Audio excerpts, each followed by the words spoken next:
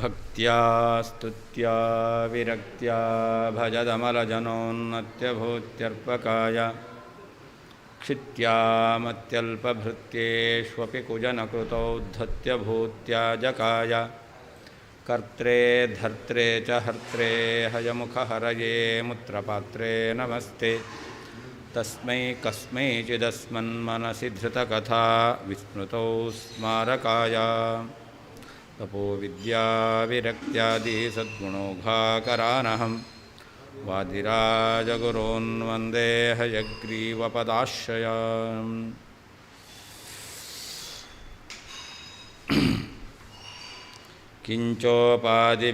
ಕಿಂಚೋಪಾದಿರ್ಬಿಂಬಮೇವ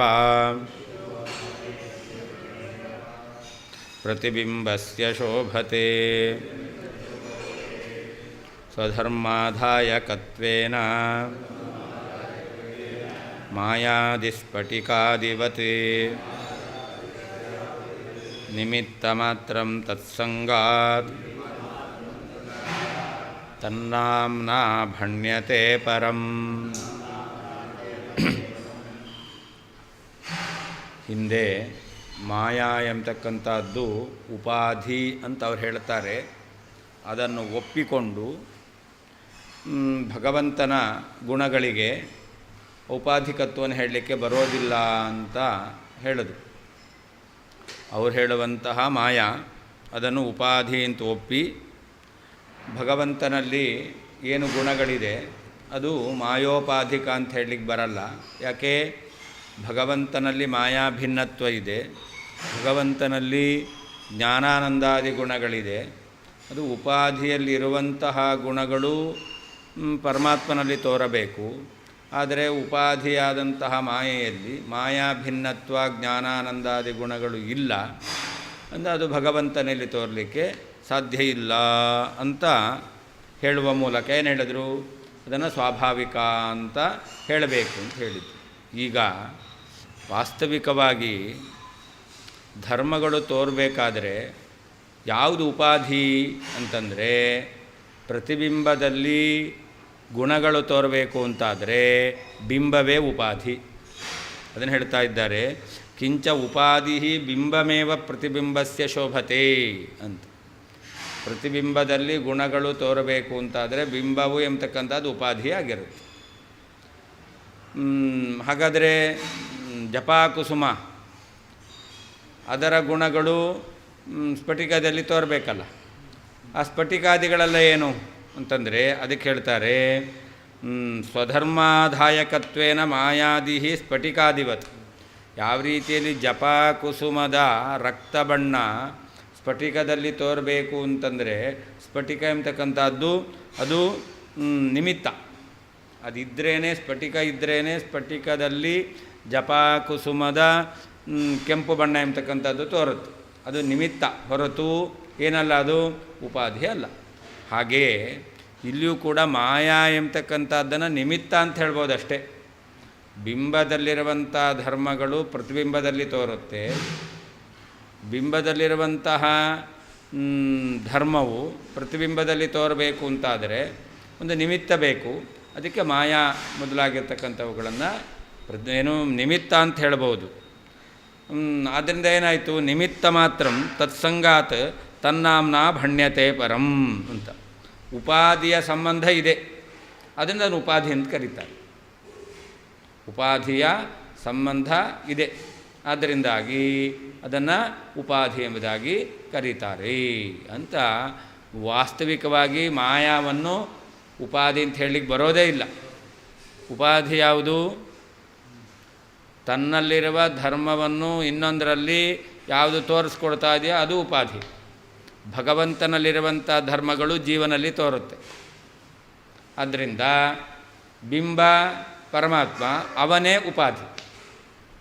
ಹಾಗಾದರೆ ಉಪಾಧಿ ಲಕ್ಷಣ ಇರೋದು ತನ್ನಲ್ಲಿರುವ ಧರ್ಮವನ್ನು ಇನ್ನೊಂದರಲ್ಲಿ ತೋರಿಸಬೇಕು. ತನ್ನಲ್ಲಿರುವಂತಹ ಜ್ಞಾನಾನಂದಾದಿ ಗುಣಗಳನ್ನು ಜೀವನಲ್ಲಿ ಭಗವಂತ ತೋರಿಸ್ತಾನೆ. ಆದ್ದರಿಂದಾಗಿ ಯಾರು ಉಪಾಧಿ?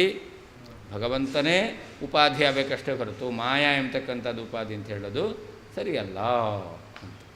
ಹಾಗಾದರೆ ಸ್ಫಟಿಕಾದಿಗಳನ್ನು ಹೇಳ್ತಾರಲ್ಲ ಅಂತಂದರೆ ಅದಕ್ಕೆ ಹೇಳ್ತಾರೆ, ಸ್ಫಟಿಕಾದಿಗಳು ಯಾವ ರೀತಿಯಲ್ಲಿ ನಿಮಿತ್ತವೋ ಹಾಗೆ ಮಾಯಾ ಎಂಬತಕ್ಕಂಥದ್ದು ಜೀವನಲ್ಲಿ ತೋರಬೇಕಾದ್ರೆ ನಿಮಿತ್ತ ಎಂಬತಕ್ಕಂಥದ್ದು ಅಷ್ಟೆ. ನಿಮಿತ್ತ ಆದ್ದರಿಂದ ಉಪಾಧಿಯ ಸಂಬಂಧ ಇದೆ, ಆದ್ದರಿಂದಾಗಿ ಅದನ್ನು ಉಪಾಧಿ ಅಂತ ಹೆಸರಿಗೆ ಕರೀತಾರೆ ಅಷ್ಟೇ ಹೊರತು ವಾಸ್ತವಿಕವಾಗಿ ಉಪಾಧಿಯ ಲಕ್ಷಣ ಬರೋದು ಬಿಂಬದಲ್ಲಿ. ಅಂದರೆ ಪರಮಾತ್ಮನೇ ಅವನೇ ಉಪಾಧಿ, ಮಾಯಾ ಎಂಬತಕ್ಕಂಥದ್ದು ಉಪಾಧಿ ಅಲ್ಲವೇ ಅಲ್ಲ. ಗೌಣ ಮಾಯೇನು ಉಪಾಧಿ ಅಂತ ಹೇಳೋದು ಗೌಣ. ಕಿಂಚ ಅಲ್ಲದೆ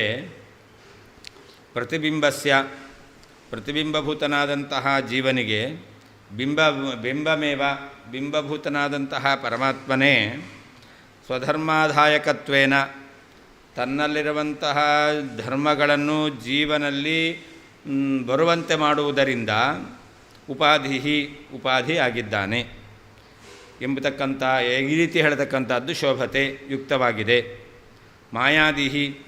ಮಾಯಾ ಮೊದಲಾದವು ಸ್ಫಟಿಕಾದಿವತ್ ಸ್ಫಟಿಕ ಮೊದಲಾದವುಗಳಂತೆ ಕೇವಲ ನಿಮಿತ್ತವಾಗಿದೆ.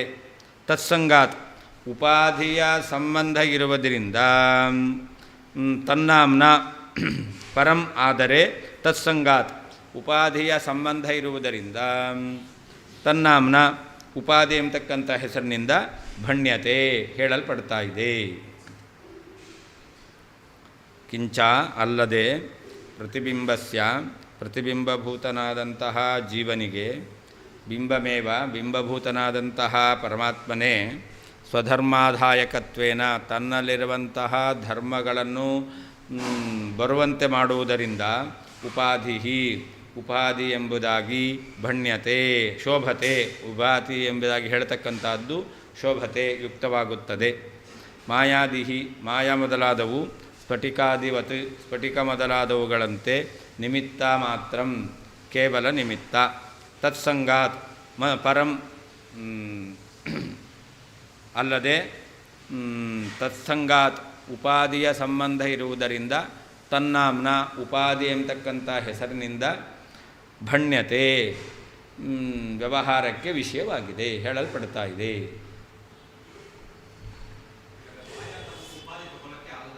ಮಾಯಾ ಉಪಾಧಿ ಅಲ್ಲ.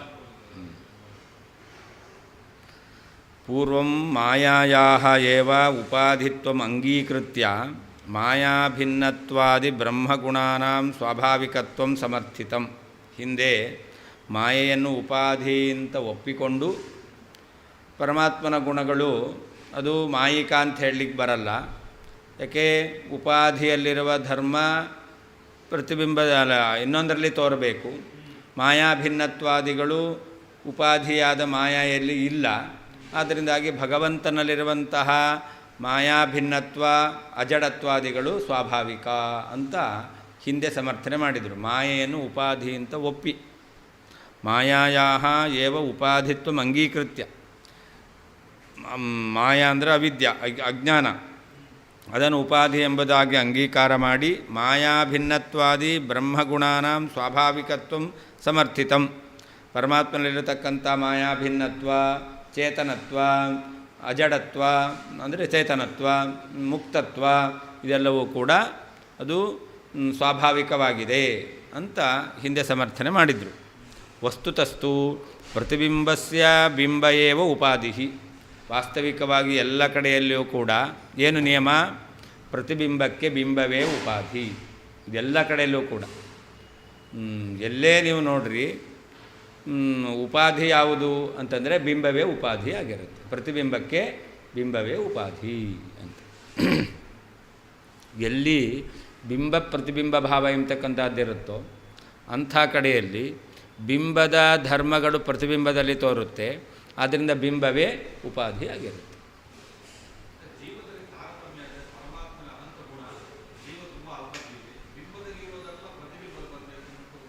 ಎಲ್ಲ ಬರುತ್ತೆ ಅಂತ ಹೇಳಲ್ಲ, ಅಷ್ಟು ಬರುತ್ತೆ ಅಂತ ಹೇಳಲ್ಲ. ಬರಬೇಕಾದ್ರೆ ಅಲ್ಲಿದ್ದೇ ಬರುತ್ತೆ, ಅಲ್ಲಿದ್ದಿದ್ದೇ ಬರುತ್ತೆ, ಅಲ್ಲಿ ಇಲ್ಲದೇ ಇದ್ದದ್ದು ಬರುತ್ತೆ.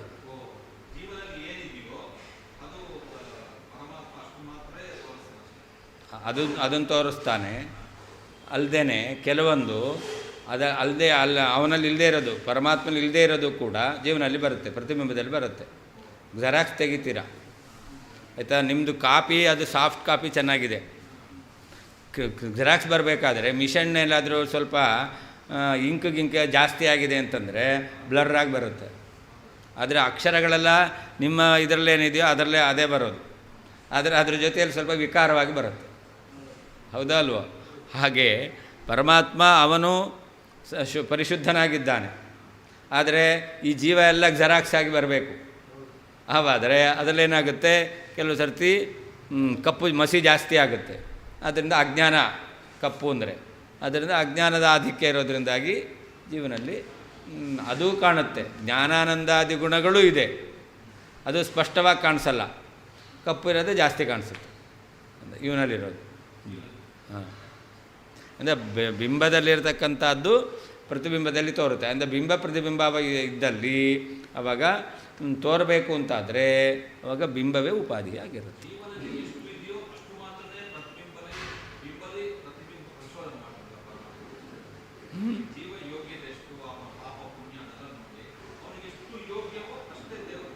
ಹೌದು ಹೌದು ಹೌದು ಹೌದು ಹೌದು.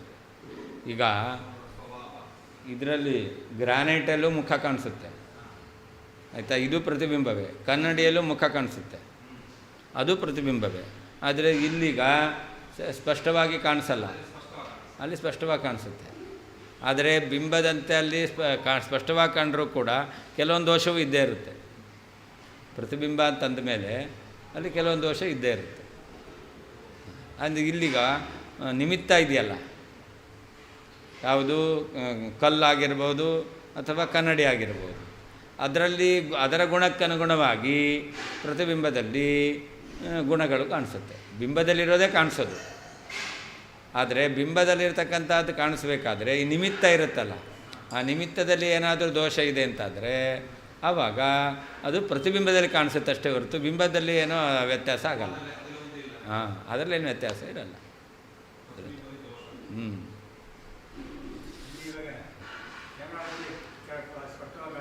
ಹ್ಞೂ ಹಾಂ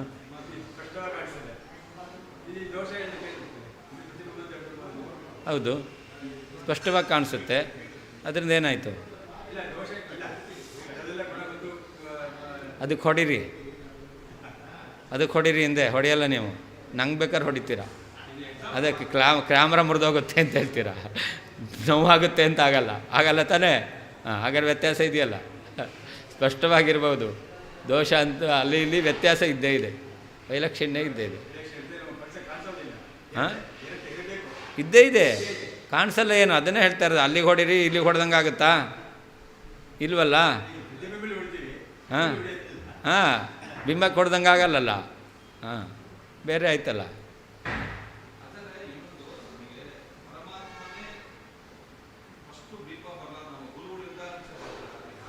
ಹಾಂ,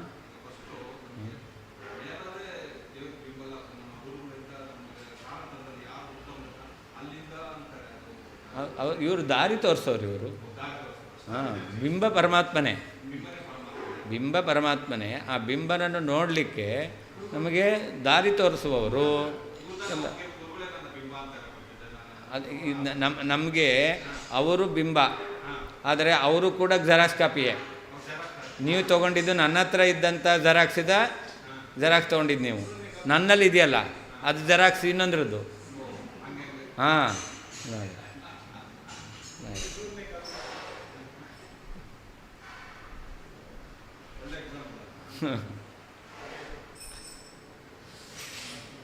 ವಸ್ತುತಸ್ತು ಬಿಂಬಸ್ಯ ಪ್ರತಿಬಿಂಬಸ್ಯ ಬಿಂಬಯೇವ ಉಪಾಧಿ. ಎಲ್ಲ ಕಡೆಯಲ್ಲೂ ಪ್ರತಿಬಿಂಬಕ್ಕೆ ಬಿಂಬೆ ಉಪಾಧಿ ಆಗಿರುತ್ತೆ. ಯಾಕೆ? ಸ್ವನಿಷ್ಠ ಧರ್ಮಾದಾಯಕತ್ವಸ್ಯ ತತ್ರೈವ ಸಂಭವಾತ್. ತನ್ನಲ್ಲಿರುವಂತಹ ಧರ್ಮವನ್ನು, ತನ್ನಲ್ಲಿರುವ ಧರ್ಮವನ್ನು ಮಾತ್ರ ಅಲ್ಲ, ತನ್ನಲ್ಲಿರುವ ಧರ್ಮವನ್ನು ಇನ್ನೊಂದರಲ್ಲಿ ಅದು ತೋರಿಸ್ಕೊಡುತ್ತೆ. ಅಂದರೆ ಬಿಂಬವು ತನ್ನಲ್ಲಿರುವ ಧರ್ಮವನ್ನು ಪ್ರತಿಬಿಂಬದಲ್ಲಿ ತೋರಿಸ್ಕೊಡುತ್ತೆ. ಬಿಂಬದಲ್ಲಿರುವ ಎಲ್ಲ ಧರ್ಮವನ್ನು ತೋರಿಸ್ಕೊಡುತ್ತೆ ಅಂತಲ್ಲ, ಅಥವಾ ಪ್ರತಿಬಿಂಬದಲ್ಲಿರ್ತಕ್ಕಂತಹದ್ದು ಏನೇನು ಕಾಣ್ತಾ ಇದೆಯೋ ಅದೆಲ್ಲವ ಅಲ್ಲೇ ಇರಬೇಕು ಅಂತಿಲ್ಲ. ಗೊತ್ತಾಯ್ತಾ? ಬಿಂಬದಲ್ಲಿರುವಂತಹ ಧರ್ಮ ಎಂಬತಕ್ಕಂಥದ್ದು ಪ್ರತಿಬಿಂಬದಲ್ಲಿ ಕಾಣಿಸುತ್ತೆ ಅಂತ. ಸ್ಫಟಿಕ ಅದು ನಿಮಗೆ ಕೆಂಪಾಗಿ ಕಾಣಿಸುತ್ತೆ. ಈ ಹೂವಿನಲ್ಲಿ ದಳಗಳೆಲ್ಲ ಇದೆ, ಅದೆಲ್ಲ ಕಾಣಿಸ್ಬೇಕು ಅಂತಿಲ್ಲ. 5 ದಳ ಇರುತ್ತಲ್ಲ, ಅದು ದಾಸವಾಳ ಪುಷ್ಪ, ಅದೆಲ್ಲ 5 ದಳ, ಆ ದಳಗಳೆಲ್ಲ ಅದರಲ್ಲಿ ಕಾಣಿಸುತ್ತೆ ಅಂತಿಲ್ಲ. ಅದನ್ನೇ ಕನ್ನಡಿಯಲ್ಲಿ ಇಟ್ಟು ನೋಡ್ರಿ, ಆವಾಗ 5 ದಳ ಕಾಣಿಸುತ್ತೆ. ಹಾಗಾದ್ರೆ ಅಲ್ಲಿ ಕೆಂಪು ಮಾತ್ರ ಕಾಣಿಸುತ್ತೆ. ಅದರಿಂದ ಬಿಂಬದಲ್ಲಿದ್ದದ್ದು ಪ್ರತಿಬಿಂಬದಲ್ಲಿ ಕಾಣಿಸುತ್ತೆ. ಅಂದರೆ ಬಿಂಬದಲ್ಲಿದ್ದದ್ದು ಎಲ್ಲವೂ ಕಾಣಿಸಬೇಕು ಅಂತಿಲ್ಲ. ಅಂದರೆ ಪರಮಾತ್ಮ ಅನಂತ ಕಲ್ಯಾಣ ಗುಣ ಪರಿಪೂರ್ಣನಾಗಿದ್ದಾನೆ, ಅವನ ಪ್ರತಿಬಿಂಬ ಜೀವ. ಹಾಗಾದರೆ ಜೀವನಲ್ಲಿ ಅನಂತ ಕಲ್ಯಾಣ ಗುಣ ಪರಿಪೂರ್ಣತ್ವ ಕಾಣಬೇಕಲ್ಲ? ಇಲ್ಲ. ಬಿಂಬ ಇದರಲ್ಲಿ ಇದ್ದದ್ದು ಪ್ರತಿಬಿಂಬದಲ್ಲಿ ಕಾಣುತ್ತೆ, ಬಿಂಬದಲ್ಲಿದ್ದದ್ದು ಎಲ್ಲವೂ ಕಾಣಿಸುತ್ತೆ ಅಂತ ಹೇಳ್ತಾ ಇಲ್ಲ. ಸ್ಫಟಿಕಲೋಹಿತ್ಯಾದೌ ಜಪಾಕುಸುಮಸ್ಯೈವ ಉಪಾಧಿತ್ವ ಪ್ರಸಿದ್ಧೇಶ್ಚ. ಎಲ್ಲಿ ಸ್ಫಟಿಕದಲ್ಲಿ ಕೆಂಪು ಕಾಣಿಸ್ತಾ ಇದೆಯೋ ಅದಕ್ಕೆ ಯಾವುದು ಉಪಾಧಿ? ಜಪಾಕುಸುಮ ಎಂಬತಕ್ಕಂಥದ್ದೇ ಉಪಾಧಿ ಎಂಬುದಾಗಿ ಪ್ರಸಿದ್ಧವಾಗಿದೆ ಅಂತ. ಏವಂಚ ಪ್ರತಿಬಿಂಬಭೂತ ಜೀವಗುಣಾನಾಂ ಕಥಂಚಿದ ಔಪಾಧಿಕತ್ವ ಪ್ರಾಪ್ತಾವಪಿ ಬಿಂಬಭೂತ ಬ್ರಹ್ಮಗುಣಾನಾಂ ಸ್ವಾಭಾವಿಕತ್ವಮೇವ ನ್ಯಾಯಂ ಇತ್ಯಾಹ. ಅದನ್ನೇನು ಹೇಳದಂತಾಯಿತು? ಪ್ರತಿಬಿಂಬಭೂತರಾಗಿರ್ತಕ್ಕಂಥ ಜೀವರಲ್ಲಿರುವ ಗುಣ ಇದೆಯಲ್ಲ, ಇದು ಬಿಂಬೋಪಾಧಿಕ, ಆದ್ದರಿಂದ ಅದನ್ನು ಔಪಾಧಿಕ ಅಂತ ಹೇಳ್ಬೋದು. ಆದರೆ ಪರಮಾತ್ಮನಲ್ಲಿರ್ತಕ್ಕಂಥ ಗುಣಗಳಿದೆಯಲ್ಲ, ಇದನ್ನು ಔಪಾಧಿಕ ಅಂತ ಹೇಳಲಿಕ್ಕೆ ಬರೋದೇ ಇಲ್ಲ. ಆದ್ದರಿಂದಲೂ ಕೂಡ ಪರಮಾತ್ಮನ ಗುಣವನ್ನು ಔಪಾಧಿಕ ಅಂತ ಸ್ವಾಭಾವಿಕ ಅಂತಲೇ ಹೇಳಬೇಕು. ಔಪಾಧಿಕ ಅಂತ ಹೇಳಲಿಕ್ಕೆ ಬರಲ್ಲ, ಸ್ವಾಭಾವಿಕ ಅಂತಲೇ ಹೇಳಬೇಕು. ಏವಂಚ ಪ್ರತಿಬಿಂಬಭೂತ ಜೀವಗುಣಾನಾಂ ಕಥಂಚಿತ್ ಔಪಾಧಿಕತ್ವ ಪ್ರಾಪ್ತಾವಪಿ. ಬಿಂಬಭೂತನಾದ ಪರಮಾತ್ಮನ ಪ್ರತಿಬಿಂಬ ಜೀವ, ಅದರಿಂದಾಗಿ ಜೀವನದಲ್ಲಿರ್ತಕ್ಕಂಥ ಗುಣಗಳು ಅದು ಬಿಂಬೋಪಾಧಿಕ ಅಂತ ಔಪಾಧಿಕ ಅಂತ ಹೇಳ್ಬೋದು. ಆದರೆ ಪರಮಾತ್ಮನ ಗುಣಗಳಿದೆಯಲ್ಲ, ಬಿಂಬಭೂತ ಬ್ರಹ್ಮಗುಣಾನಾಂ ಸ್ವಾಭಾವಿಕತ್ವಮೇವ ನ್ಯಾಯ. ಬಿಂಬಭೂತನಾದ ಪರಮಾತ್ಮನಲ್ಲಿರ್ತಕ್ಕಂಥ ಗುಣಗಳು ಅದು ಔಪಾಧಿಕ ಅಂತ ಹೇಳಲಿಕ್ಕೆ ಬರಲ್ಲ, ಅದು ಸ್ವಾಭಾವಿಕ ಅಂತಲೇ ಹೇಳಬೇಕು. ಕಿಂಚೋಪಾಧಿ ಇತಿ ಆರಭ್ಯ ಕಿಂತೆ ಅಭೂನ್ ನಾನುಮಾನತಃ ಇತ್ಯಂತೇನ ಅಂತ. ಮುಂದೆ ಕಿಂತೆ ಭೂ ನಾನುಮಾನತಃ ಅಂತ ಒಂದು ಶ್ಲೋಕ ಬರ್ತಾ ಇದೆ, ಅಲ್ಲಿ ತನಕ ಅಂತ ಅರ್ಥ. 661ನೇ ಶ್ಲೋಕ, ಅಲ್ಲಿ ತನಕ ಈ ವಿಷಯವನ್ನು ಸಮರ್ಥನೆ ಮಾಡ್ತಾ ಇದ್ದಾರೆ. ತತ್ಸಂಗಾತ್ ಅಂದರೆ ಉಪಾಧಿ ಸಂಬಂಧಾತ್ ಅಂತ ಅರ್ಥ. ತನ್ನಾಮ್ನ ಉಪಾಧಿ ನಾಮ್ನ, ಉಪಾಧಿಯ ಸಂಬಂಧ ಇರುವುದರಿಂದ ಅದನ್ನು ಉಪಾಧಿ ಎಂಬುದಾಗಿ ಮಾಯಾದಿಗಳನ್ನು ವ್ಯವಹಾರ ಮಾಡುತ್ತಾರೆ. ತಸ್ಮಾತ್ ಬ್ರಹ್ಮಸ್ಥ ಸುಗುಣಾ ಏವ ತತ್ ಪ್ರತಿಬಿಂಬಕೆ ದೃಶ್ಯೇರನ್ನಾನ್ಯತಸ್ತೆ ಸ್ಯುಃ ಸೂರ್ಯಕಶ್ರೀರ್ಹಿ ಸೂರ್ಯತಃ. ಅದರಿಂದ ಬಿಂಬಭೂತನಾಗಿರ್ತಕ್ಕಂಥವನು ಪರಮಾತ್ಮ, ಪರಮಾತ್ಮನಲ್ಲಿರತಕ್ಕಂತಹ ಗುಣಗಳು ತತ್ ಪ್ರತಿಬಿಂಬಕೆ ಎಂದು ಪರಮಾತ್ಮನ ಪ್ರತಿಬಿಂಬನಾಗಿರ್ತಕ್ಕಂತಹ ಜೀವನಲ್ಲಿ ತೋರುತ್ತೆ. ಎಂಥ ಗುಣಗಳು ಅಂದರೆ ಹೇಳ್ತಾರೆ, ಬ್ರಹ್ಮಸ್ಥ ಸುಗುಣ ಏವ. ಬ್ರಹ್ಮನಲ್ಲಿರ್ತಕ್ಕಂತಹದ್ದು ಗುಣಗಳು ಒಳ್ಳೆಯ ಗುಣಗಳೇ, ಅವನಲ್ಲಿ ದೋಷ ಎಂಬತಕ್ಕಂಥದ್ದು ಇಲ್ಲವೇ ಇಲ್ಲ. ಅಂದರೆ ಭಗವಂತನಲ್ಲಿರುವಂತಹ ಸುಗುಣಗಳು ಅದು ಪ್ರತಿಬಿಂಬಭೂತನಾಗಿರ್ತಕ್ಕಂತಹ ಜೀವನಲ್ಲಿ ಅದು ತೋರುತ್ತೆ ಅಂತ. ಅಷ್ಟೇ ಅಲ್ಲ, ತೇ ಅನ್ಯತಃ ನ ಸ್ಯುಃ. ಆ ಗುಣಗಳು ಬೇರೆ ಬೇರೆ ಅಂದರೆ ಬಿಂಬದಲ್ಲಿ ಇಲ್ಲ ಅಂತಾದರೆ ಆ ಗುಣಗಳು ಶುಭ ಗುಣಗಳು ಅದು ಪ್ರತಿಬಿಂಬದಲ್ಲಿ ಕಾಣಲಿಕ್ಕೆ ಸಾಧ್ಯ ಇಲ್ಲ. ಯಾಕೆ ಅಂತಂದರೆ ನೋಡಿ, ಒಳ್ಳೆಯ ಉದಾಹರಣೆಯನ್ನು ಕೊಡ್ತಾರೆ. ಸೂರ್ಯಕಶ್ರೀಹಿ ಸೂರ್ಯತಃ. ನೀರಿನಲ್ಲಿ ಸೂರ್ಯನ ಪ್ರತಿಬಿಂಬ ಕಾಣಿಸ್ತಾ ಇದೆ. ಆ ಸೂರ್ಯನ ಪ್ರತಿಬಿಂಬದಲ್ಲಿ ಏನು ಕಾಣಿಸುತ್ತೆ? ಅದು ಸ್ವಲ್ಪ ಹೊಳಿತಾ ಇದೆ. ಸೂರ್ಯನ ಪ್ರತಿಬಿಂಬ ಎಂಬತಕ್ಕಂಥದ್ದು ಹೊಳಿತಾ ಇದೆ. ಅದು ಯಾಕೆ ಹೊಳೆಯುತ್ತೆ? ಅದು ಸೂರ್ಯತಃ. ಆ ನೀರಿನಲ್ಲಿ ತೋರುವಂಥದ್ದು ಪ್ರತಿಬಿಂಬ.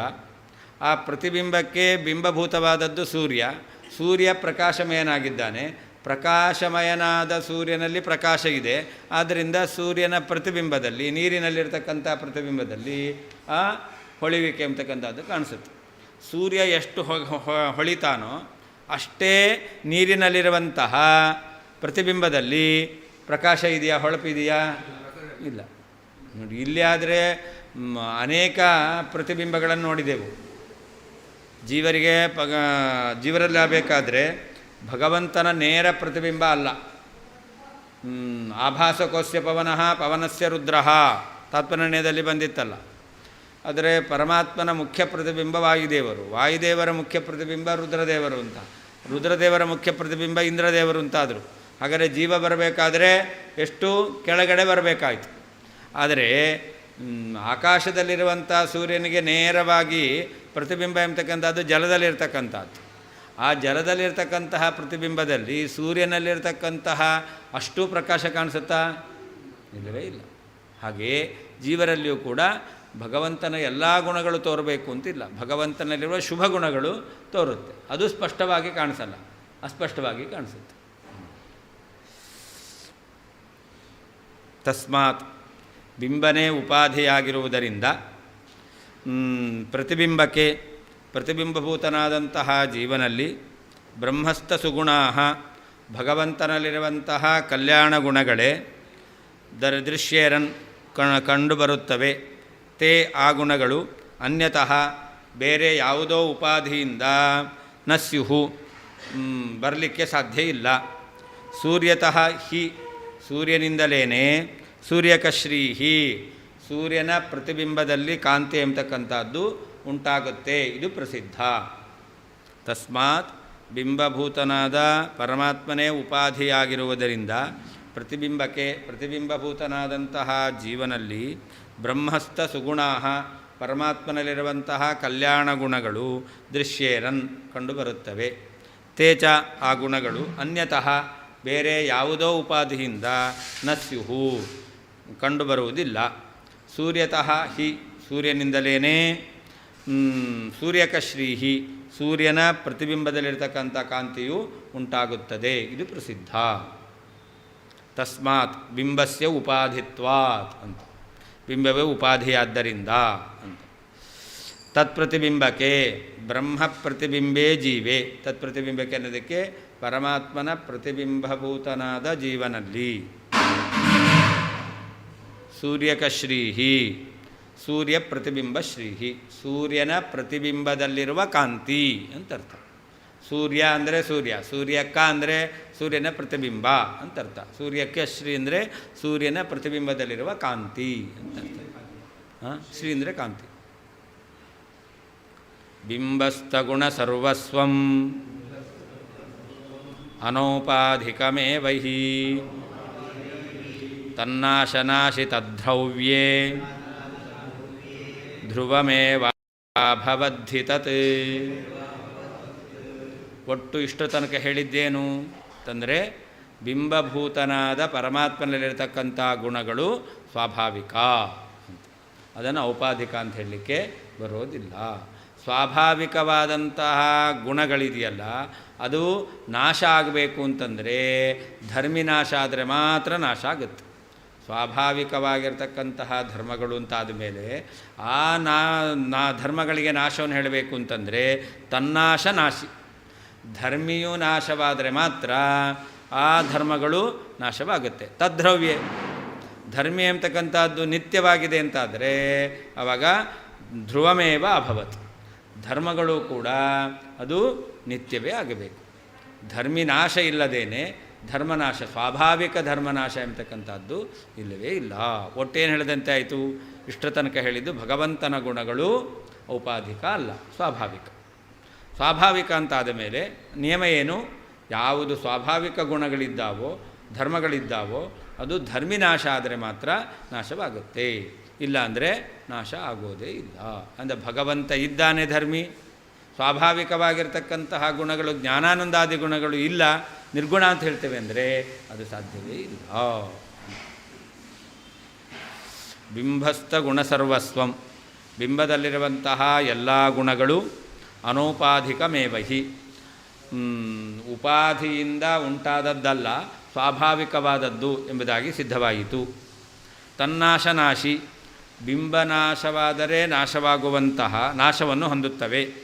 ತದ್ರವ್ಯೆ ಬಿಂಬವು ನಿತ್ಯವಾಗಿದ್ದಾಗ ತತ್ ಆ ಪ್ರತಿಬಿಂಬದಲ್ಲಿರ್ತಕ್ಕಂತಹ ಗುಣಗಳು ಕೂಡ ಧ್ರುವಮೇವ ನಿತ್ಯವೇ ಆಯಿತು. ತತ್ ಬಿಂಬವು ನಿತ್ಯವಾದ್ದರಿಂದ ತತ್ ಬಿಂಬನಲ್ಲಿರ್ತಕ್ಕಂತಹ ಗುಣಗಳು ಕೂಡ ನಿತ್ಯಮೇವ ಧ್ರುವಮೇವ ನಿತ್ಯವೇ ಅಭವತ್ ಆಯಿತು. ದ್ರವ್ಯೆ ಧ್ರುವಸ್ಯ ಭಾವ ದ್ರವ್ಯಂ ಅಂದರೆ ನಿತ್ಯವಾಗಿದ್ದರೆ ಅಂತ ತದ್ದ್ರವ್ಯೆ ತಸ್ಯ ನಿತ್ಯತ್ವೇ ಅಂತರ್ಥ. ಬಿಂಬವು ನಿತ್ಯ ಅಂತಾದರೆ ತದ್ಗುಣಗಳು ಕೂಡ ನಿತ್ಯವೇ ಆಗುತ್ತೆ. ಬಿಂಬಸ್ಯ ನಿತ್ಯತ್ವೇ ಅಂತರ್ಥ. ಅದಕ್ಕೆ ಬಿಂಬಸ್ಥ ಗುಣಸರ್ವಸ್ವಂ ಬಿಂಬದಲ್ಲಿರುವಂತಹ ಸಕಲ ಗುಣಗಳು ಅನೌಪಾಧಿಕಮೇವ ಹಿ ಉಪಾಧಿಯಿಂದ ಉಂಟಾದವುಗಳಲ್ಲ, ಸ್ವಾಭಾವಿಕವಾದವುಗಳೇ ಆಗಿದ್ದಾವೆ. ತನ್ನಾಶನಾಶಿ ಬಿಂಬನಾಶವಾದರೆ ಮಾತ್ರ, ಧರ್ಮಿನಾಶವಾದರೆ ಮಾತ್ರ ನಾಶ ಆಗತಕ್ಕಂಥವುಗಳು. ತದ್ದ್ರವ್ಯೆ ಆ ಬಿಂಬವು ಅಥವಾ ಧರ್ಮಿಯು ನಿತ್ಯವಾಗಿದೆ ಅಂತಾದರೆ ತತ್ ಅವನಲ್ಲಿರುವಂತಹ ಗುಣಗಳು ಕೂಡ ಧ್ರುವಮೇವ ನಿತ್ಯವಾದದ್ದೇ ಅಭವತ್ ಆಗುತ್ತದೆ. ತನ್ನಾಶನಾಶಿ ಅಂದರೆ ಬಿಂಬನಾಶನಾಶಿ. ತತ್ ಅಂದರೆ ಬಿಂಬ, ಅದು ನಾಶವಾದರೆ ಏನು ನಾಶ ಆಗುತ್ತೆ? ಬಿಂಬದಲ್ಲಿರುವ ಧರ್ಮಗಳು ನಾಶ ಆಗುತ್ತೆ. ತನ್ನಾಶನಾಶಿ ಅಂತ. ಹಿ ಇತ್ಯನೇನ ಅಸ್ಯ ಅರ್ಥಸ್ಯ ಜಪಾಕುಸುಮ ಸೂರ್ಯಾದೌ ಪ್ರಸಿದ್ಧಿಂ ದರ್ಶಯತಿ ಅಂತ. ಅಲ್ಲಿ ಅನೌಪಾಧಿಕಮೇವ ಹಿ ಅಂತ ಹೇಳಿದ್ದಾರೆ, ಮತ್ತು ತನ್ನಾಶನಾಶಿ ಅಂತ. ನೋಡಿ, ಜಪಾಕುಸುಮದಲ್ಲಿ ಕೆಂಪು ಬಣ್ಣ ಇದೆ. ಜಪಾಕುಸುಮ ಎಲ್ಲಿಯ ತನಕ ಅದು ಬಾಡಲಿಲ್ವೋ, ಚೆನ್ನಾಗಿ ಅದು ಅರಳಿ ಇದೆಯೋ, ಫ್ರೆಶ್ ಆಗಿದೆಯೋ, ಅಲ್ಲಿ ತನಕ ಅದರಲ್ಲಿ ಬಣ್ಣ ಎಂಬತಕ್ಕಂಥದ್ದು ಇರುತ್ತೆ. ಒಂದು ವೇಳೆ ಹೂವು ಅದೇನೇ ಬಾಡಿ ಹೋಯಿತು, ಆವಾಗ ಅದರಲ್ಲಿ ಇರತಕ್ಕಂತಹ ಧರ್ಮ ಅದು ನಾಶವಾಗುತ್ತೆ. ಸೂರ್ಯ ಇರೋ ತನಕ ಪ್ರಕಾಶ ಇರುತ್ತೆ, ಸೂರ್ಯನ ಪ್ರತಿಬಿಂಬದಲ್ಲಿ ಪ್ರಕಾಶ ಇರುತ್ತೆ. ಸೂರ್ಯನೇ ಅಸ್ತಂಗತನಾದ, ಆಗ ಪ್ರತಿಬಿಂಬದಲ್ಲಿ ಪ್ರಕಾಶ ಇಲ್ಲ ಅಂತಾಯಿತು. ಹಾಗಾದರೆ ಈ ಬಿಂಬದಲ್ಲಿ ಎಲ್ಲಿ ತನಕ ಗುಣ ಇರುತ್ತೋ ಅಲ್ಲಿ ತನಕ ಪ್ರತಿಬಿಂಬದಲ್ಲಿ ಗುಣ ಎಂಬತಕ್ಕಂಥದ್ದು ಕಾಣಿಸುತ್ತೆ. ಸ್ಫಟಿಕದಲ್ಲಿ ಕೆಂಪು ತೋರಬೇಕು, ಜಪಾಕುಸುಮ ಕೆಂಪಾಗಿರುವಷ್ಟು ಕಾಲ ತೋರುತ್ತೆ. 4 ದಿವಸ ಇಟ್ಟಿದ್ದೀರ, ಆವಾಗ ಜಪಾಕುಸುಮ ಪುಷ್ಪ ಏನಾಯಿತು? ಅದು ಒಣಗೋಯ್ತು, ಅದರಲ್ಲಿ ಕೆಂಪಿಲ್ಲ. ಆವಾಗ ಸ್ಫಟಿಕದಲ್ಲಿ ಕೆಂಪು ತೋರುತ್ತಾ? ಇಲ್ಲ. ಯಾಕೆ? ಅಲ್ಲಿ ಬಿಂಬ ನಾಶ ಆಯಿತು. ಆದ್ದರಿಂದ ಬಿಂಬದಲ್ಲಿರುವ ಗುಣ ಕೆಂಪು ಬಣ್ಣ ನಾಶ ಆಯಿತು. ಹಾಗೆ ಸೂರ್ಯ ಅಸ್ತಂಗತನಾಗಲಿಲ್ಲ, ಪ್ರಕಾಶಿಸ್ತಾ ಇದ್ದಾನೆ. ಆದ್ದರಿಂದಾಗಿ ಪ್ರಕಾಶ ಎಂಬತಕ್ಕಂಥದ್ದಿದೆ, ಪ್ರತಿಬಿಂಬದಲ್ಲಿ ಕಾಣಿಸುತ್ತೆ. ಸೂರ್ಯಂಗೆ ಅಸ್ತಂಗತನಾದ, ಸೂರ್ಯ ಇಲ್ಲ, ಪ್ರಕಾಶ ಎಂಬತಕ್ಕಂಥದ್ದು ಇಲ್ಲ ಅಂತ ಆಗುತ್ತೆ. ಅಂದರೆ ತನ್ನಾಶ ನಾಶಿ ಅಂದರೆ ಬಿಂಬವು ನಾಶವಾದಾಗ ಬಿಂಬದಲ್ಲಿರುವ ಗುಣಗಳು ಕೂಡ ನಾಶ ಆಗುತ್ತೆ ಅಂತಕ್ಕಂಥದ್ದು ಹಿ ಪ್ರಸಿದ್ಧವಾಗಿದೆ, ಜಪಾಕುಸುಮದಲ್ಲಿ ಸೂರ್ಯನಲ್ಲಿ ಕಂಡಿದೆ.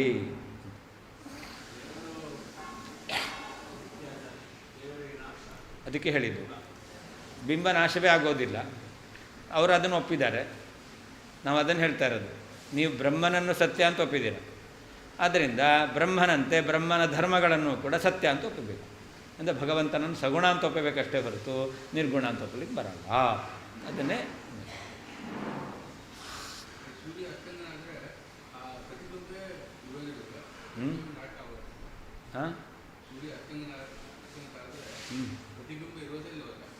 ಸರಿ ಆಯಿತು. ಬಿಂಬನಾಶಾತ್ ಪ್ರತಿಬಿಂಬನಾಶ, ಬಿಂಬನಾಶಾತ್ ಪ್ರತಿಬಿಂಬನಾಶ ಕಂಡಿದೆ. ಅದೇನು ತೊಂದರೆ. ಇಲ್ಲಿ ನಾಶ ಅಂದರೆ ಸೂರ್ಯ ನಾಶ ಆಗಲ್ಲ, ಕಣ್ಣಿಗೆ ಕಾಣಲ್ಲ ಅಷ್ಟೇ. ಹಾಂ, ಅದೇ ಅಲ್ಲಿ ಸನ್ನಿಧಿ ನಾಶ ಅಂತ ಹೇಳ್ತಾರೆ. ಸನ್ನಿಧಿ ನಾಶ ಅಂತ, ನೀರಿಗೂ ಸೂರ್ಯನಿಗೂ ಏನೊಂದು ಸನ್ನಿಧಾನ ಇತ್ತು, ಅದಿಲ್ಲ.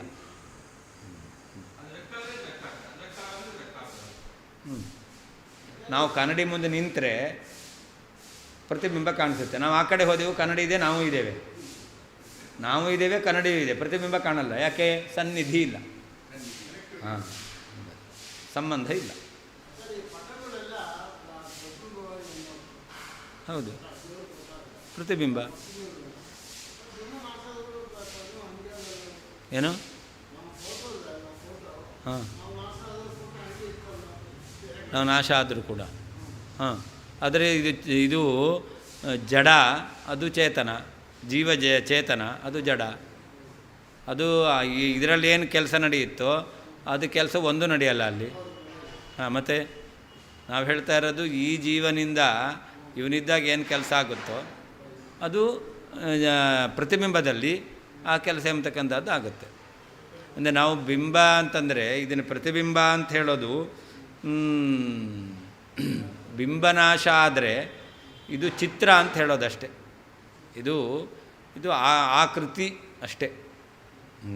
ಇದು ಬಿಂಬ ಇದ್ದದ್ರಿಂದ ಉಂಟಾಗಿದೆ ಹೌದು, ಆದರೆ ಬಿಂಬ ಇದ್ದಾಗ ಮಾತ್ರ ಇರಬೇಕು ಅಂತಿಲ್ಲ. ಅದರಲ್ಲಿ ಆ ಚಿತ್ರ ಎಂಬತಕ್ಕಂಥದ್ದು ಅದು ಬಿಂಬನನ್ನು ನೋಡಿ ರಚನೆ ಮಾಡಿದ್ದದು, ಆಯಿತಾ. ಅದರಿಂದಾಗಿ ಅದು ನಾವು ಈ ವ್ಯಕ್ತಿಯಿಂದ ಊಹಿಸಲಿಕ್ಕೆ ಅದು ಕಾರಣ ಅಷ್ಟೆ. ಇದು ನೋಡ್ತೇವಲ್ಲ, ಇದು ನೋಡಿದ ದೇವರು ಅಂತೇವೆ, ಇದು ದೇವರಲ್ಲ, ಅದು ದೇವರಲ್ಲ ಅದು. ಮತ್ತು ಅದನ್ನು ನೋಡಿದಾಗ ದೇವರ ಸ್ಮರಣೆಗೆ ಬರುತ್ತದೆ. ದೇವರು ಹೀಗಿದ್ದಾನೆ ಅಂತ. ಹಾಗಾದರೆ ದೇವರ ಸ್ಮರಣೆಗೆ ಆಕೃತಿ ಎಂಬತಕ್ಕಂಥದ್ದು ಕಾರಣ ಆಗುತ್ತಷ್ಟೆ, ಅದೇ ದೇವರಲ್ಲ.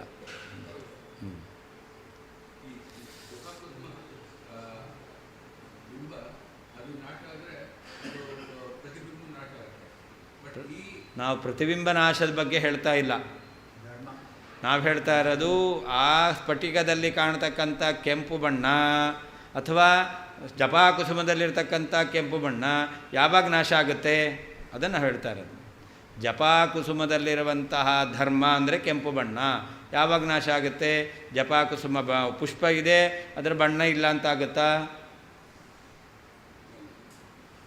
ಜಪಾಕುಸುಮದಲ್ಲಿರುವಂಥ ಕೆಂಪು ಬಣ್ಣ ಸಹಜ, ಸ್ವಾಭಾವಿಕವಾದ ಧರ್ಮ ನಾಶ ಆಗಬೇಕು ಅಂತಂದರೆ ಧರ್ಮಿ ನಾಶ ಆಗಬೇಕು. ಅಂದರೆ ಜಪಾಕುಸುಮ ಎಂಬತಕ್ಕಂಥದ್ದು ಬಾಡಿ ಹಾಗೆ ಕೊಳ್ತೋಯ್ತು ಅಂತಂದರೆ ಅದರ ಬಣ್ಣ ಎಂಬತಕ್ಕಂಥದ್ದು ನಾಶವಾಗುತ್ತೆ. ಒಂದು ವೇಳೆ ಜಪಾಕುಸುಮ ಇದೆ ಅಂತಾದರೆ ಅದು ಕೆಂಪಾಗೇ ಇರುತ್ತೆ. ಅದಲ್ಲ, ಪರಮಾತ್ಮನಲ್ಲಿರುವ ಧರ್ಮಗಳು ಪರಮಾತ್ಮ ಇರುವಷ್ಟು ಕಾಲ ಇರುತ್ತೆ. ಪರಮಾತ್ಮನಿರುವ ಧರ್ಮಗಳು ಪರಮಾತ್ಮ ಇರುವಷ್ಟು ಕಾಲ ಇದ್ದೇ ಇರುತ್ತೆ. ಆದ್ದರಿಂದ ಪರಮಾತ್ಮನ ಗುಣಗಳು ಔಪಾಧಿಕ ಅಲ್ಲ. ಜಪಾಕುಸುಮದ ಕೆಂಪು ಔಪಾಧಿಕ ಅಲ್ಲ ಹೇಗೋ ಪರಮಾತ್ಮನ ಗುಣಗಳು ಔಪಾಧಿಕ ಅಲ್ಲ. ಅದು ನಾವು ಹೇಳ್ತಾ ಇರೋದು ಮುಖ್ಯವಾದದ್ದು.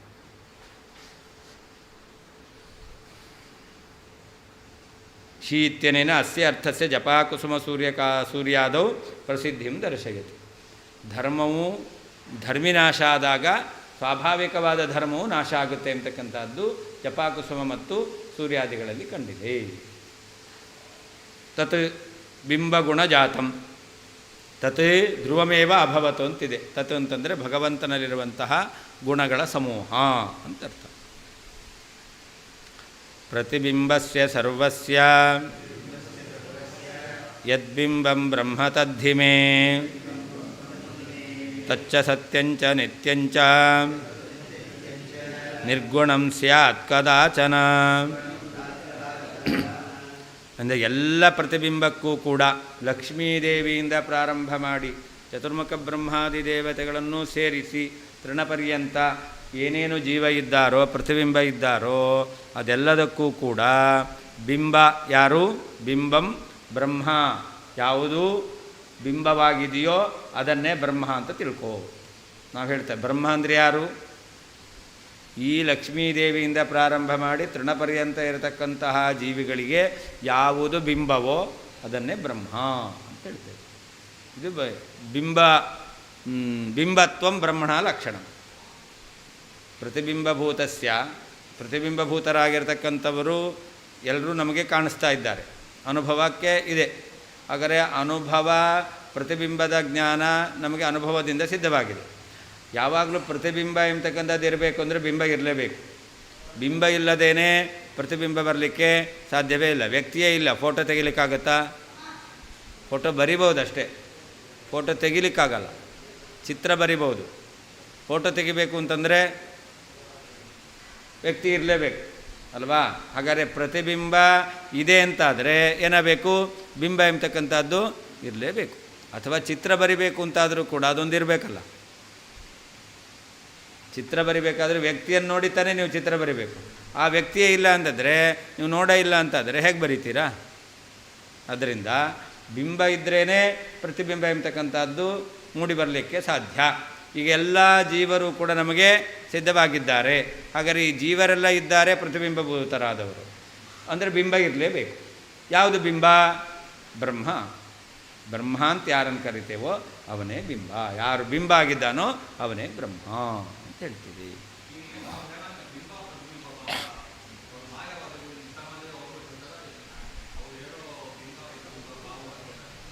ಅವ್ರ ಮತ ಪ್ರಕಾರ ಪ್ರತಿಬಿಂಬ ಸುಳ್ಳು. ಅವ್ರ ಮತ ಪ್ರಕಾರ ಪ್ರತಿಬಿಂಬ ಸುಳ್ಳು. ಆದ್ದರಿಂದ ಜೀವ ಮಿಥ್ಯಾ, ಬ್ರಹ್ಮ ಸತ್ಯಂ.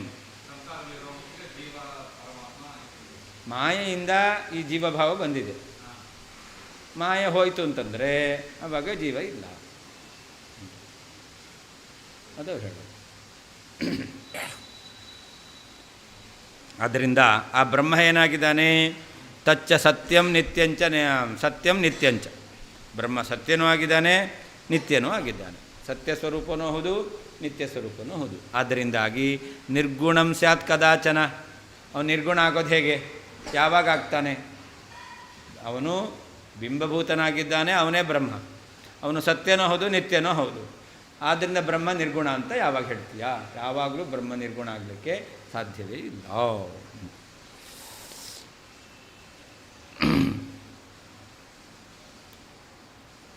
ಸರ್ವಸ್ಯ ಎಲ್ಲ ಪ್ರತಿಬಿಂಬಸ್ಯ ಪ್ರತಿಬಿಂಬಭೂತರಾಗಿರತಕ್ಕಂತಹ ಲಕ್ಷ್ಮಿಯಿಂದ ಪ್ರಾರಂಭ ಮಾಡಿ ತೃಣಪರ್ಯಂತ ಜೀವರಿಗೆ ಯತ್ ಯಾವುದು ಬಿಂಬಂ ಬಿಂಬವಾಗಿದೆಯೋ ತತ್ ಅದೇ ಮೇ ನಮ್ಮ ಸಿದ್ಧಾಂತದಲ್ಲಿ ಬ್ರಹ್ಮ ಬ್ರಹ್ಮ ಎಂಬುದಾಗಿ ಹಿ ಪ್ರಸಿದ್ಧವಾಗಿದೆ. ಅದನ್ನೇ ಬ್ರಹ್ಮ ಎಂಬುದಾಗಿ ಹೇಳ್ತೇವೆ. ತಚ್ಚ ಆ ಭಿನ್ನನಾದಂತಹ ಪರಮಾತ್ಮನಾದರೂ ಬಿಂಬಭೂತನಾದಂತಹ ಪರಮಾತ್ಮನಾದರೂ ಸತ್ಯಂ ಸತ್ಯಸ್ವರೂಪ ಸತ್ಯತ್ವವುಳ್ಳವನು, ನಿತ್ಯಂಚ ಎಲ್ಲ ಕಾಲದಲ್ಲಿ ಇರುವವನು ಕೂಡ ಆಗಿದ್ದಾನೆ. ಆದ್ದರಿಂದ ಕದಾಚನ ಯಾವಾಗ ಬ್ರಹ್ಮ ಆ ಬ್ರಹ್ಮನು ನಿರ್ಗುಣಂ ಸ್ಯಾತ್ ನಿರ್ಗುಣ ಆಗಲಿಕ್ಕೆ ಸಾಧ್ಯ? ಯಾವತ್ತೂ ನಿರ್ಗುಣ ಆಗಲಿಕ್ಕೆ ಸಾಧ್ಯವೇ ಇಲ್ಲ. ಸರ್ವಸ್ಯ ಎಲ್ಲ ಪ್ರತಿಬಿಂಬಸ್ಯ ಪ್ರತಿಬಿಂಬಭೂತರಾದ ಲಕ್ಷ್ಮಿಯಿಂದ ಪ್ರಾರಂಭ ಮಾಡಿ ತೃಣಪರ್ಯಂತ ಇರತಕ್ಕಂತಹ ಜೀವರಿಗೆ ಯತ್ ಯಾವುದು ಬಿಂಬಂ ಬಿಂಬವಾಗಿದೆಯೋ ತತ್ ಅದೇ ಬ್ರಹ್ಮ ಬ್ರಹ್ಮ ಎಂಬುದಾಗಿ ಮೇ ನಮ್ಮ ಸಿದ್ಧಾಂತದಲ್ಲಿ ಹಿ ಪ್ರಸಿದ್ಧವಾಗಿದೆ. ತಚ್ಚ ಬಿಂಬಭೂತನಾಗಿರತಕ್ಕಂತಹ ಪರಮಾತ್ಮನಾದರೂ ಸತ್ಯಂ ಸತ್ಯಸ್ವರೂಪನು, ನಿತ್ಯಂ ಎಲ್ಲ ಕಾಲದಲ್ಲೂ ಇರುವವನಾಗಿದ್ದಾನೆ. ಆದ್ದರಿಂದ ನಿರ್ಗುಣಂ ಆ ಪರಮಾತ್ಮ ಗುಣರಹಿತನಾದವನು ಕದಾಚನ ಸ್ಯಾತ್ ಯಾವಾಗ ಆಗಲಿಕ್ಕೆ ಸಾಧ್ಯ? ಯಾವತ್ತೂ ಅವನು ನಿರ್ಗುಣನಾಗಲಿಕ್ಕೆ ಸಾಧ್ಯವೇ ಇಲ್ಲ. ಸರ್ವಸ್ಯ ಲಕ್ಷ್ಮ್ಯಾದಿ ಪಿಪೀಲಿಕಾಂತ ಸಮಸ್ತ ಚೇತನ ಸಮುದಾಯಾತ್ಮಕಸ್ಯ ಎಲ್ಲ ಅಂದರೆ ಯಾವುದು ಅಂತಂದರೆ ಲಕ್ಷ್ಮಿಯಿಂದ ಪ್ರಾರಂಭ ಮಾಡಿ ಒಂದು ಸಣ್ಣ ಇರುವೆ ಕ್ರಿಮಿ ಅಂತ ಬೇಕಾದ್ರೂ ಇಟ್ಕೊಳ್ರಿ, ಅಂತಹ ಸಮಸ್ತ ಚೇತನ ಸಮುದಾಯಾತ್ಮಕಸ್ಯ ಎಲ್ಲ ಜೀವರ ಸಮೂಹ ರೂಪವಾದದ್ದು ಯಾವುದು? ಪ್ರತಿಬಿಂಬ. ಅಂತಹ ಪ್ರತಿಬಿಂಬಸ್ಯ ಯದ್ಬಿಂಬಂ ಅಂದರೆ ಪ್ರತಿಬಿಂಬ ಬರಬೇಕು ಅಂತಂದರೆ ಬಿಂಬ ಇರಲೇಬೇಕು. ಬಿಂಬ ಇಲ್ಲದೇನೆ ಪ್ರತಿಬಿಂಬ ಬರಲಿಕ್ಕೆ ಸಾಧ್ಯವೇ ಇಲ್ಲ. ಹಾಗಾದರೆ ಇವರೆಲ್ಲ ಇದ್ದಾರೆ, ಇದಕ್ಕೆ ಒಂದು ಮೂಲಭೂತವಾದ ವಸ್ತು ಇರಲೇಬೇಕು. ಅದನ್ನು ಹೇಳ್ತಾರೆ ಬಿಂಬಂ ಮೂಲೀಭೂತಂ ಅಂತ. ಮೂಲವಾದ ವಸ್ತು ಯಾವುದಿದೆಯೋ ತದೇವ ಮೇ ಬ್ರಹ್ಮ ಹಿ ಇತಿ ಯೋಜನಾ. ಅದೇ ನಮ್ಮ ಸಿದ್ಧಾಂತ ಪ್ರಕಾರ ಬ್ರಹ್ಮ ಎಂಬುದಾಗಿ ಕರೀತೇವೆ. ತತ್ ಬಿಂಬಭೂತಂ ಬ್ರಹ್ಮ ಸತ್ಯಂ ಅಬಾಧ್ಯಂ. ಬಿಂಬಭೂತನಾದ ಪರಮಾತ್ಮ ಇದ್ದಾನಲ್ಲ ಅವನು ಸತ್ಯ ಅಂತ. ಸತ್ಯ ಅಂದರೆ ಏನರ್ಥ? ಯಾವ ಕಾಲದಲ್ಲಿಯೂ ಕೂಡ ಇಲ್ಲ ಅಂತ ಆಗೋದಿಲ್ಲ, ಎಲ್ಲ ಕಾಲದಲ್ಲಿಯೂ ಇದ್ದೇ ಇರ್ತಾನೆ ಅಂತ. ಅದಕ್ಕೆ ಬಾಧ ಇಲ್ಲ.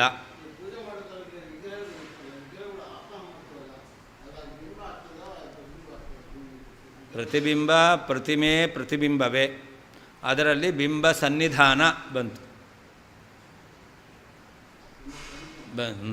ಇಲ್ಲ ಅಂದರೆ ಅದೊಂದು ಗೊಂಬೆ. ಆ ಗೊಂಬೆಯಲ್ಲಿ ಭಗವಂತನ ಸನ್ನಿಧಾನ ಆವಾಹನೆಯಿಂದ. ನೀವು ಪೂಜೆ ಮಾಡಬೇಕಾದ್ರೆ ನಾನು ಕರೆದೆ, ದೇವರು ಬಂದು ನಿಂತಿದ್ದಾನೆ, ನಿಂತಿರುವ ಆ ಪರಮಾತ್ಮನಿಗೆ ಪೂಜೆ ಮಾಡ್ತಾ ಇದ್ದೇನೆ ಅಂತ ಅನುಸಂಧಾನ. ಅದಿಲ್ಲ ಅಂತಂದರೆ ಬರೀ ಮೂರ್ತಿ, ಅಯ್ಯೋ ಇದಕ್ಕೇನು ಪೂಜೆ ಮಾಡೋದು ಅಂತ ನಿಮ್ಮ ತಲೆ ಕೆಟ್ಟೋಗುತ್ತೆ, ಸುಮ್ಮನೆ ಟೈಮ್ ವೇಸ್ಟು ಅಂತ. ಅದಲ್ಲ, ಬರೀ ಗೊಂಬೆಗೆ ಪೂಜೆ ಮಾಡಿದ್ರೆ ಶೋಕೇಸಲ್ಲಿ ಇತ್ತಲ್ಲ ಹಾಗೆ ಆಗೋಗುತ್ತೆ. ಅದಕ್ಕೇನಾದರೂ ಪೂಜೆ ಮಾಡ್ತೀರಾ? ನವರಾತ್ರಿ ಏನೋ ಗೊಂಬೆ ಪೂಜೆ ಅಂತ ಮಾಡ್ತೀರಾ ಅಷ್ಟೇ, ಮತ್ತು ಉಳಿದಿದಂತೆ ಅದು ವ್ಯರ್ಥ ಆಗುತ್ತೆ. ಹಾಗಾದರೆ ನಿಮ್ಮ ಅನುಸಂಧಾನ ಏನು? ನಾನು ಭಕ್ತಿಯಿಂದ ಭಗವಂತನನ್ನು ಕರೆದಿದ್ದೇನೆ, ಭಗವಂತ ಪ್ರತಿಮೆಯಲ್ಲಿ ಬಂದು ಸನ್ನಿಹಿತನಾಗಿದ್ದಾನೆ, ಆ ಪ್ರತಿಮೆಯಲ್ಲಿ ಸನ್ನಿಹಿತನಾದಂಥ ಜ್ಞಾನಾನಂದ ರೂಪಿಯಾದ ಪರಮಾತ್ಮನಿಗೆ ನಾನು ಈ ಪೂಜೆಯನ್ನು ಮಾಡ್ತಾ ಇದ್ದೇನೆ.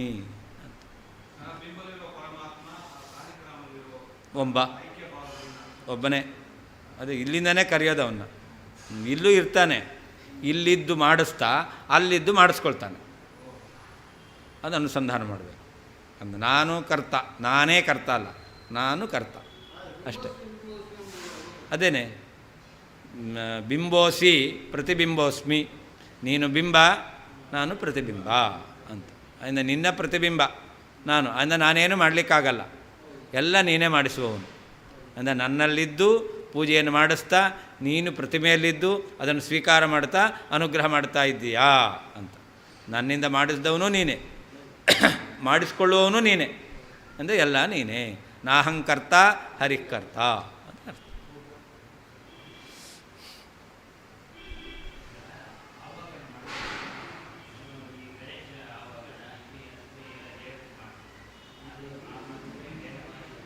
ಹಾಂ,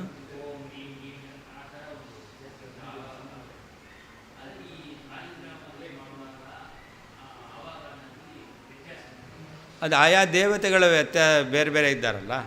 ಈ ಗಣಪತಿಯನ್ನು ಆವಾಹನೆ ಮಾಡ್ತೇವೆ, ದುರ್ಗೆಯನ್ನು ಆವಾಹನೆ ಮಾಡ್ತೇವೆ, ಪರಮಾತ್ಮನ ಆವಾಹನೆ ಮಾಡ್ತೇವೆ. ಆ ದೇವತೆಗಳೆಲ್ಲ ಬೇರೆ ಬೇರೆ. ನಮ್ಮ ಸಿದ್ಧಾಂತದಲ್ಲಿ ಅದೇ ಒಂದೊಂದು ದೇವತೆಗಳನ್ನ ಆವಾಹನ ಮಾಡಬೇಕಾದ್ರೆ ಅದಕ್ಕೆ ಬೇರೆ ಬೇರೆ ಮಂತ್ರಗಳಿದೆ. ಆಯಾ ಮಂತ್ರಗಳಿಂದ ಪ್ರತಿಪಾದ್ಯರಾದ ದೇವತೆ ಅವರ ಅಂತರ್ಯಾಮಿಯಾದ ಪರಮಾತ್ಮ ಅವರನ್ನು ಕರೆಯೋದು.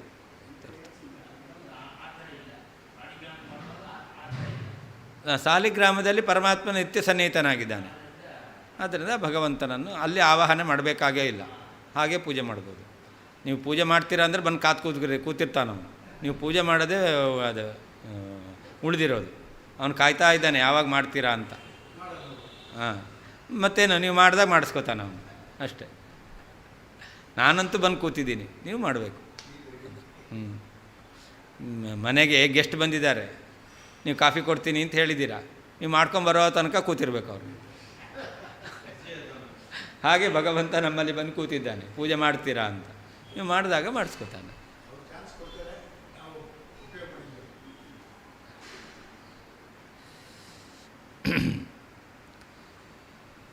ನಿತ್ಯಂ ಅಂದರೆ ಸಾರ್ವಕಾಲಿಕಂ, ಎಲ್ಲ ಕಾಲದಲ್ಲಿದೆ. ಸತ್ಯ ಅಂದರೆ ಅದಕ್ಕೆ ಬಾಧೆ ಇಲ್ಲ, ಇಲ್ಲ ಅಂತ ಆಗೋದಿಲ್ಲ. ಅದು ಎಲ್ಲ ಕಾಲದಲ್ಲೂ ಇದೆ, ಯಾವುದೋ ಒಂದು ಕಾಲದಲ್ಲಿದೆ ಅಂತಲ್ಲ, ಎಲ್ಲ ಕಾಲದಲ್ಲೂ ಇದೆ. ಏವಂಚ ತವ ನಿರ್ಗುಣಂ ಕದಾ ಸ್ಯಾತ್, ನಿನಗೆ ನಿನ್ನ ಬ್ರಹ್ಮ ನಿರ್ಗುಣ ಬ್ರಹ್ಮ ಅಂದಲ್ಲ, ನಿನ್ನ ಪ್ರಕಾರ ಆ ಬ್ರಹ್ಮ ನಿರ್ಗುಣ ಆಗೋದು ಯಾವಾಗ? ಅವಸರಾಭಾವಾತ್, ಅವಕಾಶವೇ ಇಲ್ಲ. ನಿರ್ಗುಣ ಆಗೋದು ಕಾಲ ಬೇಕಲ್ಲ. ಯಾವ ಕಾಲದಲ್ಲಿ ಅವನು ನಿರ್ಗುಣ ಆಗ್ತಾನೆ? ಎಲ್ಲ ಕಾಲದಲ್ಲಿ ಗುಣ ಇದೆ, ಇರತಕ್ಕಂಥ ಗುಣಕ್ಕೆ ಬಾಧೆ ಇಲ್ಲ. ಅದರಿಂದಾಗಿ ನಿರ್ಗುಣ ಆಗಲಿಕ್ಕೆ ಸಾಧ್ಯವೇ ಇಲ್ಲ. ಸಗುಣ ಪ್ರತಿಬಿಂಬೇಸ್ಮಿನ್ ಬಿಂಬತ್ವಾದ್ ರುದ್ರಪುಷ್ಪವತ್ ಸ್ವಾಭಾವಿಕ ಗುಣಂ ಬ್ರಹ್ಮ ಕಿಂತೆ ಭೂನ್ನಾನುಮಾನತಃ. ಭಗವಂತನ ಅವನಿದ್ದಾನಲ್ಲ, ಅವನು ಸ್ವಾಭಾವಿಕ ಗುಣ. ಭಗವಂತ ಸಹಜವಾದ ಸ್ವಾಭಾವಿಕವಾಗಿರ್ತಕ್ಕಂತಹ ಗುಣವುಳ್ಳವನು. ಅಂತಹ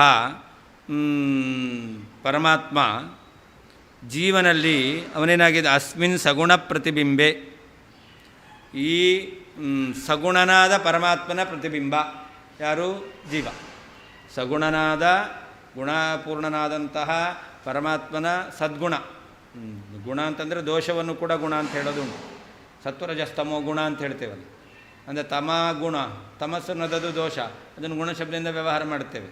ಇಲ್ಲಿ ಪರಮಾತ್ಮ ಅವನು ಕಲ್ಯಾಣ ಗುಣದಿಂದ ಕೂಡಿರೋದು. ಆ ಕಲ್ಯಾಣ ಗುಣಪೂರ್ಣನಾದ ಪರಮಾತ್ಮನ ಪ್ರತಿಬಿಂಬನಾಗಿರ್ತಕ್ಕಂಥ ಜೀವ. ಆ ಜೀವನಿಗೆ ಯಾರು ಬಿಂಬ? ಪ್ರತಿಬಿಂಬನೂತನಾದಂತಹ ಜೀವನಿಗೆ ಬಿಂಬ ಯಾರು? ಪರಮಾತ್ಮ. ಆದ್ದರಿಂದ ಆ ಪರಮಾತ್ಮ ಅವನು ಬಿಂಬ ಆಗಿರೋದ್ರಿಂದಾಗಿ ಅವನೇನಾಗ್ತಾನೆ? ಗುಣಸಹಿತನೇ ಆಗಿರ್ತಾನೆ. ಅವನು ಸ್ವಾಭಾವಿಕವಾಗಿರ್ತಕ್ಕಂತಹ ಗುಣವುಳ್ಳವನಾಗ್ತಾನೆ. ಸ್ವಾಭಾವಿಕ ಗುಣಂ ಬ್ರಹ್ಮ ಕಿಂತೇ ಭೂನ್ ನಾನುಮಾನತಃ ಅಂತ. ಅದರಿಂದ ಅವನೇನಾಗ್ತಾನೆ, ಅವನು ಗುಣವುಳ್ಳವನೇ ಆಗ್ತಾ ಇದ್ದಾನೆ. ಭಗವಂತ ಈ ಜೀವರೆಲ್ಲರೂ ಕೂಡ ಪ್ರತಿಬಿಂಬರಾಗಿದ್ದಾರೆ, ಆ ಪರಮಾತ್ಮ ಬಿಂಬನಾಗಿದ್ದಾನೆ. ಬಿಂಬನಾದ್ದರಿಂದಾಗಿ ಪರಮಾತ್ಮನಲ್ಲಿ ಗುಣ ಇದೆ, ಸ್ವಾಭಾವಿಕವಾದ ಗುಣ ಇದೆ ಅಂತ ಸಿದ್ಧವಾಗುತ್ತೆ. ಅನುಮಾನದಿಂದ ಭಗವಂತನಲ್ಲಿ ಸ್ವಾಭಾವಿಕವಾಗಿ ಗುಣ ಇದೆ ಎಂಬುದಾಗಿ ಸಿದ್ಧವಾಗುತ್ತೆ. ಯಾಕೆ ಅಂತಂದರೆ ನೋಡಿ, ಬಿಂಬತ್ವ ಎಂಬತಕ್ಕಂಥದ್ದು ಹೇತು. ಬ್ರಹ್ಮ ಬಿಂಬಭೂತಂ ಬ್ರಹ್ಮ ಸ್ವಾಭಾವಿಕ ಸಗುಣಂ. ಭಗವಂತ ಬಿಂಬಭೂತನಾದವನು, ಅವನು ವಿಮತಂ ಬ್ರಹ್ಮ ಅಂತ ಹೇಳಬೇಕು. ಅಂದರೆ ಸಂಶಯಕ್ಕೆ ವಿಷಯ. ನಾವು ಸಗುಣ ಅಂತ ಹೇಳ್ತೇವೆ, ಅವರು ನಿರ್ಗುಣ ಅಂತ ಹೇಳ್ತಾರೆ. ಹಾಗಾದರೆ ಸಗುಣ ನಿರ್ಗುಣ ಎಂಬತಕ್ಕಂತಹ ಸಂದೇಹಕ್ಕೆ ವಿಷಯನಾದ ಭಗವಂತ ಅವನೇನಾಗಿದ್ದಾನೆ ಅಂತಂದರೆ ಸ್ವಾಭಾವಿಕವಾದ ಗುಣವುಳ್ಳವನಾಗಿದ್ದಾನೆ. ಯಾಕೆ ಅಂತಂದರೆ ಬಿಂಬತ್ವಾತ್ ಅಂತ ಹೇತು.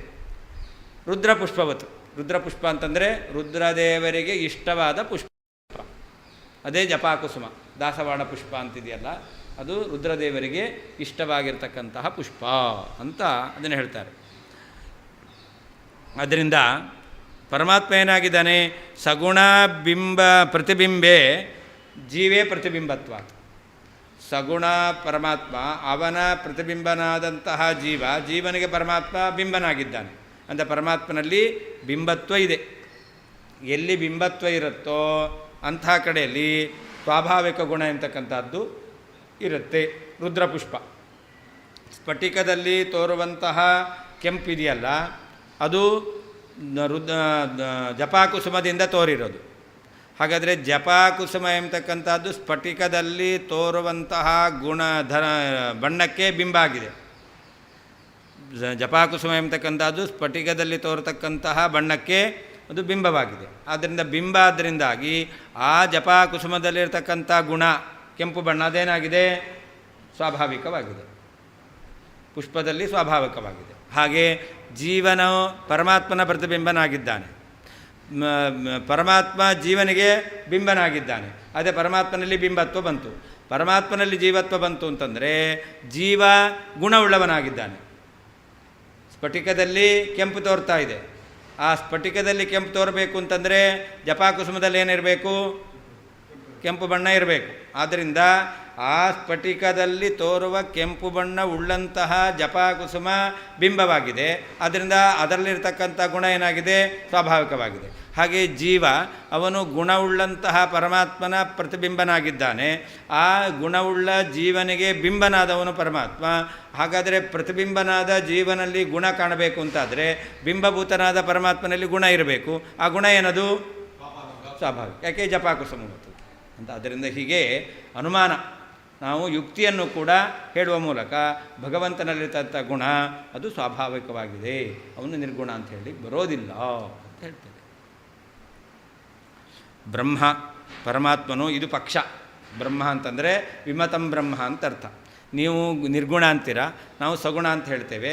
ಈ ರೀತಿಯಲ್ಲಿ ನಿರ್ಗುಣ ಸಗುಣ ಎಂಬತಕ್ಕಂಥ ಸಂಶಯಕ್ಕೆ ವಿಷಯನಾದಂತಹ ಬ್ರಹ್ಮ ಇದ್ದಾನಲ್ಲ, ಅವನು ಸ್ವಾಭಾವಿಕ ಗುಣಂ, ಇದು ಸಾಧ್ಯ, ಸಹಜವಾದ ಸ್ವಾಭಾವಿಕವಾದ ಗುಣವುಳ್ಳವನು ಅಂತ.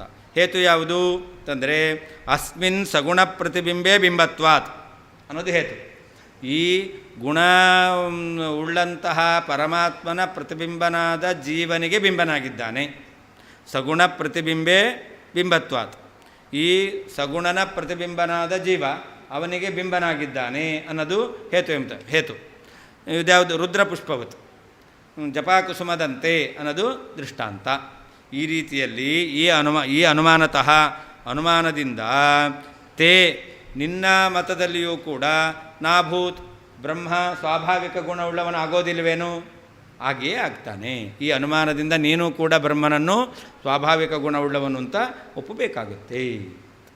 ಬ್ರಹ್ಮ ಸಗುಣ ಅಥವಾ ನಿರ್ಗುಣ ಎಂಬತಕ್ಕಂತಹ ಸಂದೇಹಕ್ಕೆ ವಿಷಯನಾಗಿರ್ತಕ್ಕಂತಹ ಪರಮಾತ್ಮನು ಸ್ವಾಭಾವಿಕ ಗುಣಂ, ಸ್ವಾಭಾವಿಕವಾದ ಗುಣವುಳ್ಳವನು, ಇದು ಸಾಧ್ಯ.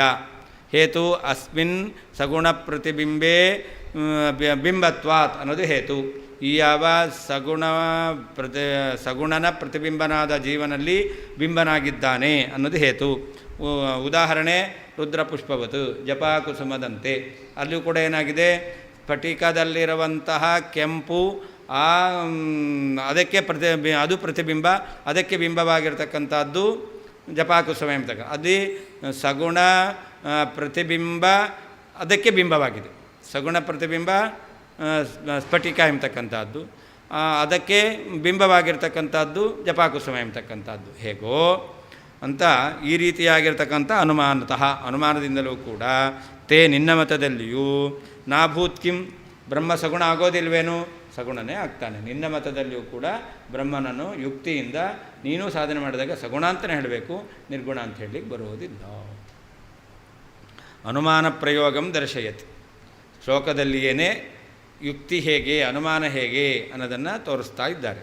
ವಿಮತಂ ಬ್ರಹ್ಮ ನೋಡಿ, ಬ್ರಹ್ಮ ಅಂತಿದೆಯಲ್ಲ ಅದಕ್ಕೆ ವಿಮತಂ ಅಂತ ಇಟ್ಕೊಳ್ಬೇಕು. ವಿಮತ ಅಂತಂದರೆ ಸಂಶಯಕ್ಕೆ ವಿಷಯನಾದವನು. ಏನು ಸಂಶಯ?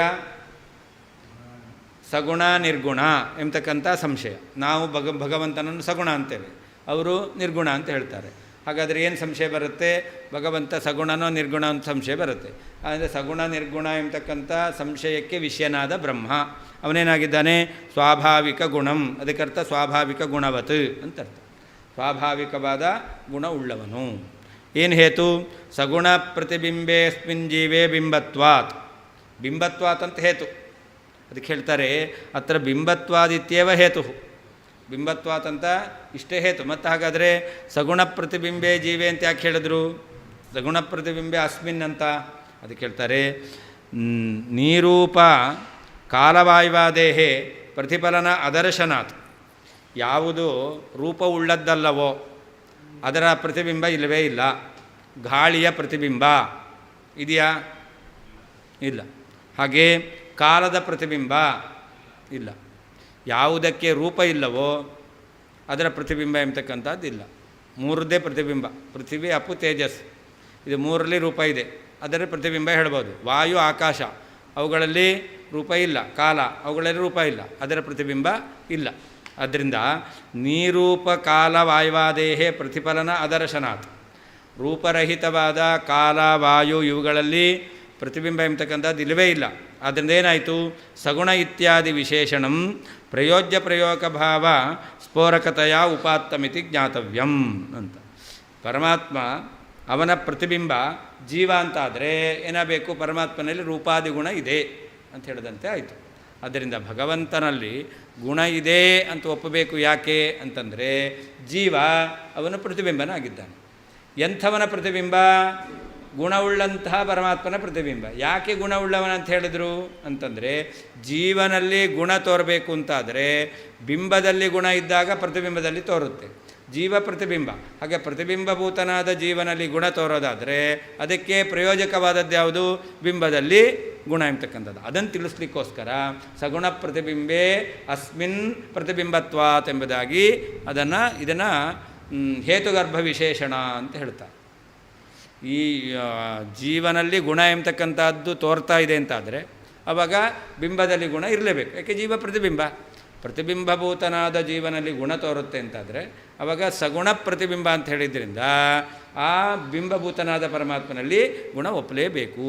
ತಾದೃಶ ಬಿಂಬ ಪ್ರಯೋಜ್ಯವಾದ ಪ್ರಯೋಜಕ, ಬಿಂಬವು ಪ್ರಯೋಜಕ, ಅದರಿಂದ ಬರತಕ್ಕಂಥದ್ದು ಪ್ರತಿಬಿಂಬದಲ್ಲಿ ಗುಣ. ಅಂದರೆ ಪ್ರತಿಬಿಂಬದಲ್ಲಿರ್ತಕ್ಕಂಥ ಗುಣ ಪ್ರಯೋಜ್ಯ, ಬಿಂಬದಲ್ಲಿರ್ತಕ್ಕಂಥ ಗುಣ ಪ್ರಯೋಜಕ. ಪ್ರಯೋಜಕ ಭಾವ ಇದೆ ಅಂತ. ಆಕಾರ ಅಂದ್ರೇನು? ಗುಣ. ಹಾಂ, ಹಾಗಾದರೆ ಆಕಾರ ರೂಪವಾದ ಅಂದರೆ ಗುಣ ಅದೇ ಆಕಾರ ಮಾತ್ರ ಗುಣ ಅಲ್ಲ. ವಾಯುವಿನಲ್ಲಿ ಸ್ಪರ್ಶ ಇದೆ, ಅದು ಗುಣವೇ. ಆದರೆ ಇಲ್ಲಿ ಜೀವನಲ್ಲಿ ಏನೊಂದು ಆಕೃತಿ ಇದೆಯಲ್ಲ, ಆಕೃತಿ ಆಕಾರ ಅದು ಬರಬೇಕು ಅಂತಾದರೆ ಬಿಂಬದಲ್ಲಿ ಇರಲೇಬೇಕು. ಅಂದರೆ ಭಗವಂತ ಸಗುಣನೇ, ಸಾಕಾರ ಸಗುಣನೇ ಆಗಿದ್ದಾನೆ. ಹಾಂ, ಗುಣ ಮತ್ತು ಆಕಾರ ಎರಡು.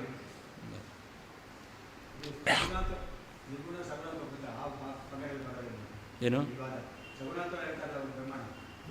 ಆಹಾ, ಮುಂದೆ ಹೇಳ್ತಾರೆ ನೀವು ಹೇಳುವ ನಿರ್ಗುಣನೇ ನಮ್ಮತ ಪ್ರಕಾರ ಸಗುಣ. ಸಗುಣ ಭಿನ್ನನಾದಂಥ ನಿರ್ಗುಣ ಇಲ್ಲ, ಅದನ್ನು ಹೇಳ್ತಾ ಇರೋದು. ಹಾಂ, ನಿರ್ಗುಣ ಬ್ರಹ್ಮ ಅಂತ ಒಪ್ಪಲಿಕ್ಕೆ ಬರಲ್ಲ. ಹಾಗಾದರೆ ಅವ್ರು ಹೇಳ್ತಕ್ಕಂಥ ಸಗುಣ ಬ್ರಹ್ಮ ಇದೆಯಲ್ಲ, ಅವನೇ ನಿರ್ಗುಣ ಬ್ರಹ್ಮ ಅಂತ ಹೇಳಬೇಕು. ಹಾಂ, ಅದು ಬಿಟ್ಟು ಇನ್ನೊಬ್ಬ ನಿರ್ಗುಣ ಇಲ್ಲ. ನಾವು ಅದನ್ನು ಹೇಳ್ತಾ ಇರೋದು. ಈಗ ನಿರ್ಗುಣ ಯಾವಾಗ ಆಗ್ತಾನೆ? ಧರ್ಮಿ ಇರಬೇಕು, ಧರ್ಮ ಇರಬಾರ್ದು. ಧರ್ಮಿ ಇದ್ದು ಧರ್ಮ ಇಲ್ಲದಂತಹ ಕಾಲ ಯಾವುದು?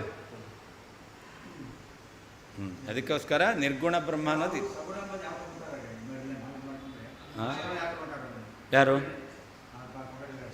ಯಾರು ಜಗತ್ತಿನ ಸೃಷ್ಟಿಯಾದಿ ವ್ಯಾಪಾರವನ್ನು ಮಾಡ್ತಾನೋ ಅವನು ಸಗುಣ ಬ್ರಹ್ಮ. ಒಂದೇ ಗುಣ ಅಲ್ಲ, ಅವನಲ್ಲಿ ಅನೇಕ ಗುಣಗಳಿದೆ. ಗುಣವುಳ್ಳ ಬ್ರಹ್ಮ ಮಿಥ್ಯಾ, ಸಗುಣ ಬ್ರಹ್ಮ ಮಿಥ್ಯಾ ಅವರಲ್ಲಿ, ನಿರ್ಗುಣ ಬ್ರಹ್ಮ ಸತ್ಯ. ನಾವು ಹೇಳ್ತೇವೆ, ನೀವು ಈ ಜಗತ್ತಿನ ಸೃಷ್ಟಿಯಾದಿ ವ್ಯಾಪಾರವನ್ನು ಮಾಡಲಿಕ್ಕೋಸ್ಕರ ಯಾರನ್ನು ಸಗುಣ ಬ್ರಹ್ಮ ಅಂತ ಹೇಳ್ತೀರೋ ಅವನೇ ನಿರ್ಗುಣ ಬ್ರಹ್ಮ. ಸಗುಣ ಬ್ರಹ್ಮನೇ ನಿರ್ಗುಣ ಅಂತ ಯಾಕೆ? ಸತ್ವರಜಸ್ತಮೋ ಗುಣಗಳ ಸಂಬಂಧ ಇಲ್ಲ ಅನ್ನೋ ಅರ್ಥದಲ್ಲಿ ನಿರ್ಗುಣ ಅಂತ ಹೇಳಬೇಕಷ್ಟೇ ಹೊರತು ಇಬ್ಬರು ಬ್ರಹ್ಮರನ್ನು ಒಪ್ಪಬೇಕಾಗಿಲ್ಲ. ಮುಂದೆ ವಾದಿರಾಜು ತುಂಬ ಚೆನ್ನಾಗಿ ಹೇಳ್ತಾರೆ, ನಿಮ್ಮ ಸಿದ್ಧಾಂತವೇ ಅದ್ವಿತೀಯ ಅಂತ, ನೀವು ಈ ಸಗುಣ ಬ್ರಹ್ಮನನ್ನೇ ದ್ವಿತೀಯ ಮಾಡಲಿಕ್ಕೆ ಹೊರಟಿದ್ದೀರಲ್ಲ ಅಂತ ಅವ್ರು ಕೇಳ್ತಾರೆ. ನಿಮ್ಮ ಸಿದ್ಧಾಂತವೇ ಒಬ್ಬ ಬ್ರಹ್ಮ, ಅದ್ವಿತೀಯ ಬ್ರಹ್ಮ ಅಂತ ಒಪ್ಪೋರು, ಹಾಗಿರ್ಬೇಕಾದ್ರೆ ಸಗುಣ ನಿರ್ಗುಣ ಅಂತ ಇಬ್ಬರನ್ನ ಒಪ್ತಿರಲ್ಲ, ನಿಮ್ಮ ಸಿದ್ಧಾಂತಕ್ಕೆ ವಿರೋಧ ಅಂತ ಅಪಹಾಸ್ಯ ಮಾಡ್ತಾರೆ. ಅಲ್ಲ, ಅದೇ ಅವನಿಗೆ ಸಗುಣತ್ವ ಹೇಗೆ ಬಂತು ಅಂದರೆ ಮಾಯಾದಿಂದ ಅಂತ ಹೇಳ್ತಾರೆ ಅವರು. ಹಾಂ, ಒಂದು ಉಳಿದ ಸಗುಣ ಬ್ರಹ್ಮ ಇದ್ದಾನೆ, ಅದು ಮಾಯಾಕಲ್ಪಿತ. ನಾವು ಹೇಳ್ತಾ ಇದ್ದೇವೆ ಈಗ ಮಾಯಾಕಲ್ಪಿತ ಅಲ್ಲ. ಹಾಗಾದ್ರೆ ಏನಾಯಿತು? ಮಾಯಾಕಲ್ಪಿತ ಅಲ್ಲ ಅಂತಂದರೆ ಬ್ರಹ್ಮ ಏನಾದ? ಸಗುಣನಾದ. ಹಾಗಾದರೆ ಸಗುಣ ಬ್ರಹ್ಮನೇ ಬ್ರಹ್ಮ. ಸಗುಣ ಬ್ರಹ್ಮ ಅತಿರಿಕ್ತ ಇನ್ನೊಬ್ಬ ನಿರ್ಗುಣ ಬ್ರಹ್ಮ ಇಲ್ವೇ?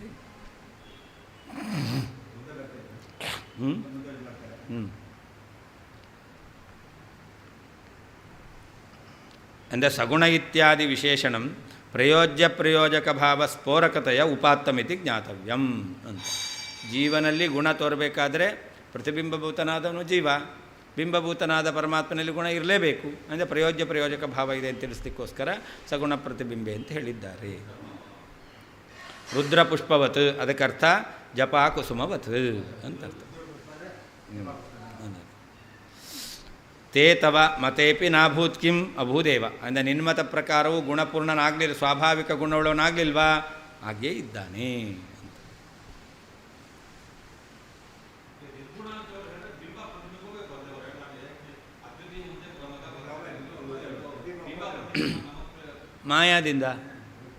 ಮಾಯೆಯಿಂದ ಜೀವರೆಲ್ಲ ಪ್ರತಿಬಿಂಬರಾಗಿದ್ದಾರೆ. ಮಾಯಾದಿಂದ ಜೀವ ಎಲ್ಲ ಪ್ರತಿಬಿಂಬರಾಗಿದ್ದಾರೆ. ಅದೇ ಅಂದರೆ ಏನು, ಮಾಯಿಕರಾದವರೆಲ್ಲರೂ ಕೂಡ ಆ ನಿರ್ಗುಣ ಬ್ರಹ್ಮನಿಗೆ ಮಾಯಾ ಸಂಬಂಧ ಆಗಿದ್ದರಿಂದಾಗಿ ಈ ಎಲ್ಲ ಜೀವರು ಬಂದಿದ್ದಾರೆ ಅಷ್ಟೇ. ಮಾಯಾ ಸಂಬಂಧದಿಂದ ಸಗುಣ ಬ್ರಹ್ಮ ಜೀವರು ಇವರೆಲ್ಲ ಉಂಟಾಗಿದೆ. ಅದನ್ನೇ ಒಪ್ಪದವರು. ಬಿಂಬ ಪ್ರತಿಬಿಂಬ ಅಂತಲೇ ಒಪ್ಪಲ್ಲ. ಏನು? ಆಹಾ, ಸಗುಣ ಬ್ರಹ್ಮ ಆದರೆ ನೋಡಿ, ವಿರುದ್ಧವಾದ ಗುಣವುಳ್ಳವರಿಗೆ ಐಕ್ಯ ಹೇಳಲಿಕ್ಕೆ ಬರಲ್ಲ. ಸಗುಣ ಅಂತಂದರೆ ಗುಣವುಳ್ಳವರು. ಒಂದೇ ಗುಣ ಇದೆಯಾ? ಇಲ್ಲ. ಆದ್ದರಿಂದ ಅಲ್ಲಿ ಐಕ್ಯ ಹೇಳಲಿಕ್ಕೆ ಬರಲ್ಲ. ನೋಡಿ, ಎರಡೂ ದ್ರವ ಹೇಳ್ತೇನೆ, ನೀರು ಎಣ್ಣೆ ಮಿಶ್ರ ಆಗಲ್ಲ ಅಲ್ವ? ಎರಡು ದ್ರವನೇ, ಅದೇ ಸಮಾನ ಗುಣ ಅಲ್ಲ ಅದು. ಅದೇ ಹಾಲು ನೀರು, ಹಾಂ, ಎಷ್ಟು ಹಾಲು ಹಾಕಿದ್ರೆ ಎಷ್ಟು ನೀರು ಹಾಕಿದ್ರೂ ಕೂಡ ಅದು ನೀರು ತುಂಬ ಜಾಸ್ತಿ ಆಗಬೇಕು, ಆವಾಗ ಅದು ಹಾಲೆ. ಹಾಗಾದರೆ ನೀರು ಹಾಲು ಮಿಶ್ರಣ ಆಗುತ್ತೆ, ಒಂದಾಗ್ಬೋದು. ಒಂದೊಂದ್ರ ಮಿಶ್ರಣ ಅಂತಲೇ ಅರ್ಥ. ಅದೇ ನೀರು ಎಣ್ಣೆ ಅಥವಾ ಹಾಲು ಎಣ್ಣೆ ಮಿಶ್ರ ಆಗುತ್ತಾ? ಹಾಗಾದರೆ ಸಗುಣ ಎರಡು ಬೇರೆ ಬೇರೆ ಗುಣ. ಅದಕ್ಕೋಸ್ಕರ ಗುಣವೇ ಇಲ್ಲ ಅಂತ ಮಾಡಿಬಿಟ್ರೆ ಹಾಂ, ಅದು ಐಕ್ಯ ಅಂತ ಹೇಳ್ಬೋದು. ಅದಕ್ಕೋಸ್ಕರ ನಿರ್ಗುಣ ಅಂತ ಹೇಳೋದು. ತತ್ವಮಸಿ ಅನ್ನೋದಕ್ಕೆ ವಾಕ್ಯಾರ್ಥ ಮಾಡಬೇಕಾದ್ರೆ ಇದನ್ನೇ ಹೇಳೋದು. ಅವರು ತತ್ ಅಂತಂದರೆ ಯಾರು? ತತ್ ಅಂದರೆ ಬ್ರಹ್ಮ. ಬ್ರಹ್ಮ ಅಂದರೆ ಎಂಥ ಬ್ರಹ್ಮ? ಸರ್ವಜ್ಞತ್ವಾದಿ ವಿಶಿಷ್ಟ ಆಗಲ್ಲ, ಆ ಸರ್ವಜ್ಞತ್ವಾದಿ ಬಿಡಬೇಕು. ತ್ವಂ ನೀನು ಅಂತ. ನೀನು ಅಂದರೆ ಯಾರು? ಜೀವ. ಜೀವ ಏನು? ಆಮೇಲೆ ಅಲ್ಪಜ್ಞತ್ವಾದಿಗಳಿದೆ, ಅದನ್ನು ಬಿಟ್ಟುಬಿಡಬೇಕು. ಹಾಗಾದರೆ ತತ್ ತ್ವಂ ಅಂತಂದ್ರೇ ನೀವು ಯಾರನ್ನು ಸರ್ವಜ್ಞತ್ವಾದಿ ವಿಶಿಷ್ಟ ಅಂತ ಹೇಳ್ತಾ ಇದ್ದೀರೋ ಆ ಚೇತನ, ತ್ವಂ ಅಲ್ಪಜ್ಞತ್ವ ವಿಶಿಷ್ಟನಾದ ಅಂತ ಯಾ ಚೇತನ ಆ ಚೇತನ, ಅದೆರಡು ಒಂದೇ. ಚೇತನಗಳು ಐಕ್ಯ ಹೊರತು ಏನಲ್ಲ, ಅಲ್ಪಜ್ಞತ್ವ ವಿಶಿಷ್ಟನಾದ ಸರ್ವಜ್ಞತ್ವ ವಿಶಿಷ್ಟನಾದ ಬ್ರಹ್ಮನಿಗೆ ಐಕ್ಯ ಅಲ್ಲ. ಯಾಕೆ ವಿರುದ್ಧ ಗುಣ. ಯಾವಾಗಲೂ ಕತ್ತಲೆ ಬೆಳಕು ಒಂದಾಗಲ್ಲ. ಜೀವ ಅವನು ಕತ್ತಲೆ ಅಜ್ಞಾನ, ಪರಮಾತ್ಮ ಬೆಳಕು ಜ್ಞಾನ. ಆದ್ದರಿಂದ ಜೀವ ಬ್ರಹ್ಮರಿಗೆ ಅಭೇದವನ್ನು ಹೇಳಲಿಕ್ಕೆ ಬರಲ್ಲ.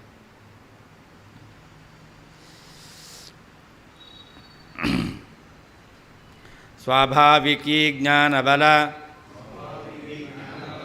ಕ್ರಿಯಾಚೇತ್ಯಾಹ ತಚ್ಶ್ರುತಿ ಯನ್ಮೂಲಂ ಸಗುಣಂ ತೇ ಸ್ಯಾತ್ ಸ ಏವಾಸ್ಮಾಕಮೀಶ್ವರಃ. ನೋಡಿ ಅದೇ ಹೇಳ್ತಾ ಇದ್ದಾರೆ, ಯನ್ಮೂಲಂ ಸಗುಣಂ ತೇ ಸ್ಯಾತ್. ನೀನು ಯಾವ ಬ್ರಹ್ಮನನ್ನು ಸಗುಣನಿಗೆ ಮೂಲ ಅಂತ ಹೇಳ್ತೀಯೋ, ಯಾಕೆ ಸಗುಣ ಇದ್ದಾನಲ್ಲ ಆ ಸಗುಣನೂ ಕೂಡ ಪ್ರತಿಬಿಂಬ ನಿನ್ಮತ ಪ್ರಕಾರ.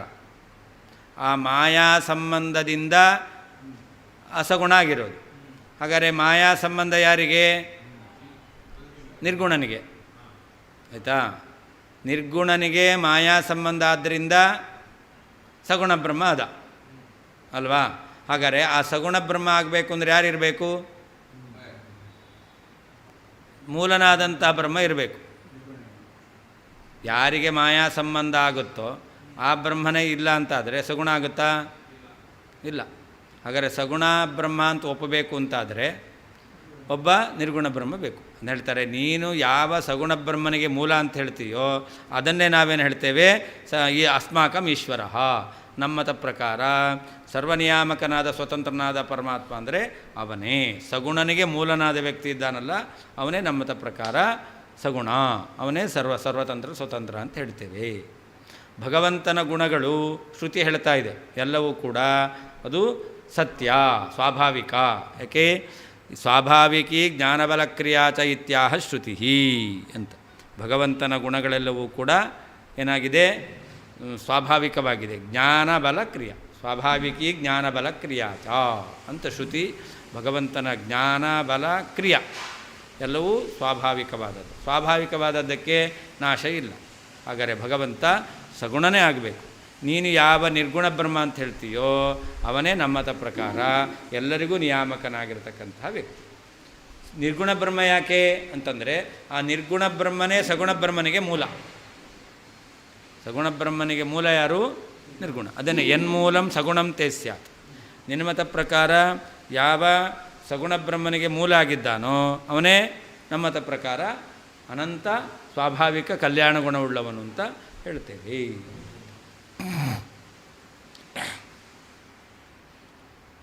ತತ್ ಆದ್ದರಿಂದ ಅಂದರೆ ಬಿಂಬದಲ್ಲಿ ಸ್ವಾಭಾವಿಕವಾಗಿರ್ತಕ್ಕಂತಹ ಗುಣ ಎಂಬತಕ್ಕಂಥದ್ದು ಇರಲೇಬೇಕು. ಪ್ರತಿಬಿಂಬದಲ್ಲಿ ಗುಣ ತೋರಬೇಕು ಅಂತಾದರೆ ಬಿಂಬದಲ್ಲಿ ಸ್ವಾಭಾವಿಕವಾಗಿ ಗುಣ ಇರಲೇಬೇಕು. ತತ್ ಅದನ್ನು ಬಿಂಬದಲ್ಲಿ ಸ್ವಾಭಾವಿಕವಾಗಿ ಗುಣವನ್ನು ಒಪ್ಪಲೇಬೇಕು. ಆದ್ದರಿಂದ ಶ್ರುತಿಯು ಜ್ಞಾನಬಲ ಕ್ರಿಯಾಚ ಪರಮಾತ್ಮನ ಜ್ಞಾನ ಬಲ ಕ್ರಿಯಾ ಎಲ್ಲ ವ್ಯಾಪಾರಗಳು ಇದೆಲ್ಲವೂ ಕೂಡ ಸ್ವಾಭಾವಿಕಿ ಸಹಜವಾಗಿದೆ, ಸ್ವಾಭಾವಿಕವಾಗಿದೆ ಇತಿ ಎಂದು ಆಹಾ ಹೇಳ್ತಾ ಇದೆ.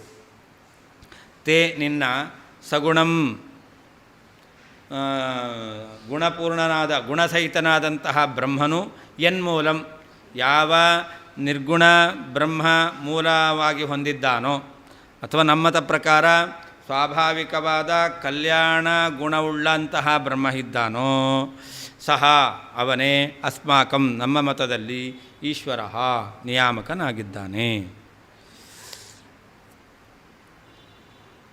ತತ್ ಅಂತಂದರೆ ಬಿಂಬವು ಸ್ವಾಭಾವಿಕವಾಗಿರ್ತಕ್ಕಂತಹ ಗುಣವುಳ್ಳದ್ದು ಎಂಬುದಾಗಿ ಒಪ್ಪಲೇಬೇಕು. ಆದ್ದರಿಂದ ಶ್ರುತಿ ವೇದವು ಜ್ಞಾನಬಲ ಕ್ರಿಯಾಚ ಪರಮಾತ್ಮನ ಜ್ಞಾನ ಬಲ ಕ್ರಿಯೆಗಳು ಸ್ವಾಭಾವಿಕವಾದವುಗಳು ಈ ರೀತಿಯಲ್ಲಿ ಆಹಾ ಹೇಳ್ತಾ ಇದೆ. ತೇ ನಿನ್ನ ಸಗುಣಂ ಗುಣಸಹಿತನಾದಂತಹ ಬ್ರಹ್ಮನು ಯನ್ಮೂಲಂ ಯಾವ ವ್ಯಕ್ತಿಯನ್ನು ಮೂಲ ಪುರುಷನನ್ನಾಗಿ ಹೊಂದಿದೆಯೋ, ಯಾರವನು ಸ್ವಾಭಾವಿಕವಾದ ಅನಂತ ಕಲ್ಯಾಣ ಗುಣಪೂರ್ಣನಾದಂಥ ವ್ಯಕ್ತಿ ಇದ್ದಾನೋ, ಸಯೇವ ಅವನೇ ಅಸ್ಮಾಕಂ ನಮಗೆ ಈಶ್ವರ ಪರಮಾತ್ಮನು. ತಸ್ಮಾತ್ ಅಂತರ್ಥ. ಏನರ್ಥ? ಬಿಂಬಸ್ಯ ಸ್ವಾಭಾವಿಕ ಗುಣವತ್ವ ಅವಶ್ಯಂ ಭಾವಾತ್. ಬಿಂಬದಲ್ಲಿ ಸ್ವಾಭಾವಿಕವಾದ ಗುಣಗಳನ್ನು ಒಪ್ಪಲೇಬೇಕು. ಆದ್ದರಿಂದ ಯಾಕೆ ಒಪ್ಪಬೇಕು ಸ್ವಾಭಾವಿಕವಾದ ಗುಣವನ್ನು? ಬಿಂಬದಲ್ಲಿ ಪ್ರತಿಬಿಂಬದಲ್ಲಿ ಗುಣ ಬರಬೇಕು ಅಂತಂದರೆ ಬಿಂಬದಲ್ಲಿ ಗುಣ ಸ್ವಾಭಾವಿಕವಾಗಿ ಇರಲೇಬೇಕು. ಜೀವರು ಪ್ರತಿಬಿಂಬರು, ಅವರಲ್ಲಿ ಗುಣ ಇದೆ. ಹಾಗಾದರೆ ಜೀವರಲ್ಲಿರುವ ಗುಣ ಅದು ಪ್ರತಿಬಿಂಬನಾದಂಥ ಪರಮಾತ್ಮನಲ್ಲಿ ಇದ್ರೇ ಕೂಡುತ್ತೆ. ಅಂದರೆ ಬಿಂಬನಲ್ಲಿ ಗುಣ ಒಪ್ಪಲೇಬೇಕು. ನಾನು ಮೇಮತೆ ಸಗುಣಂ ವಿಷ್ಣುವಾದಿಕಮೇವ ಪ್ರತಿಬಿಂಬಂಚ ಅಥೋ ಭವದಭಿಮತ ವಿಷ್ಣೋ ಕಥಂ ಬಿಂಬತಾ ಇತ್ಯತಃ ಯನ್ಮೂಲಮಿತಿ. ಅವ್ರು ಹೇಳ್ತಾರೆ, ನಮ್ಮ ಮತದಲ್ಲಿ ಸಗುಣಂ ವಿಷ್ಣುವಾದಿಕಮೇವ ಪ್ರತಿಬಿಂಬಂ.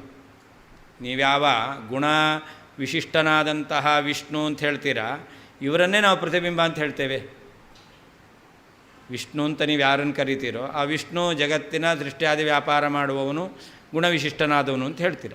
ಅಂದರೆ ನಿಮ್ಮ ಮತದಲ್ಲಿ ಯಾವ ವಿಷ್ಣು ಗುಣಸಹಿತನಾಗಿದ್ದಾನೆ ಅಂತ ನೀವು ಹೇಳ್ತೀರೋ ಅವನೇ ನಮ್ಮ ಮತದಲ್ಲಿ ಏನಾಗಿದ್ದಾನೆ? ಅವನು ಪ್ರತಿಬಿಂಬ. ಆ ಪ್ರತಿಬಿಂಬ ಆಗಬೇಕಾದ್ರೆ ಅದಕ್ಕೊಂದು ಬಿಂಬ ಇರಬೇಕು. ಅವನು ನಿರ್ಗುಣ ಬ್ರಹ್ಮ ಅಂತ ನಾವು ಹೇಳ್ತೇವೆ. ಅತಃ ಭವದಭಿಮತ ವಿಷ್ಣು ಕಥಂ ಬಿಂಬತ.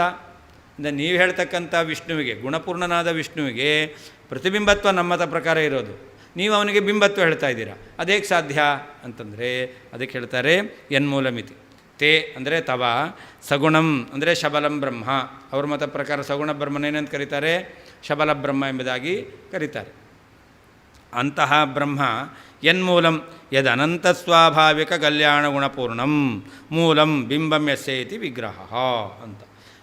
ಯತ್ ಮೂಲಂ ಯಸ್ಯ ಅಂತ. ಶಬಲ ಬ್ರಹ್ಮನಿಗೆ ಅನಂತ ಕಲ್ಯಾಣ ಗುಣ ಪರಿಪೂರ್ಣನಾಗಿರ್ತಕ್ಕಂತಹ ಬ್ರಹ್ಮನೇ ಮೂಲನಾಗಿದ್ದಾನೆ ಅಂತ.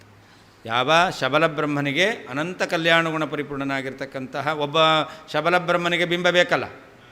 ಶಬಲ ಬ್ರಹ್ಮ ಪ್ರತಿಬಿಂಬ ಅಂತಾದರೆ ಅದಕ್ಕೊಂದೇ ಬಿಂಬ ಬೇಕೇ ಬೇಕು. ಅವನ್ಯಾರು? ಅನಂತ ಕಲ್ಯಾಣ ಗುಣ ಪರಿಪೂರ್ಣನಾಗಿರ್ತಕ್ಕಂಥವನು. ಕೆ ಬಿಂಬದಲ್ಲಿ ಇದ್ದರೆ ಪ್ರತಿಬಿಂಬದಲ್ಲಿ ತೋರುತ್ತೆ.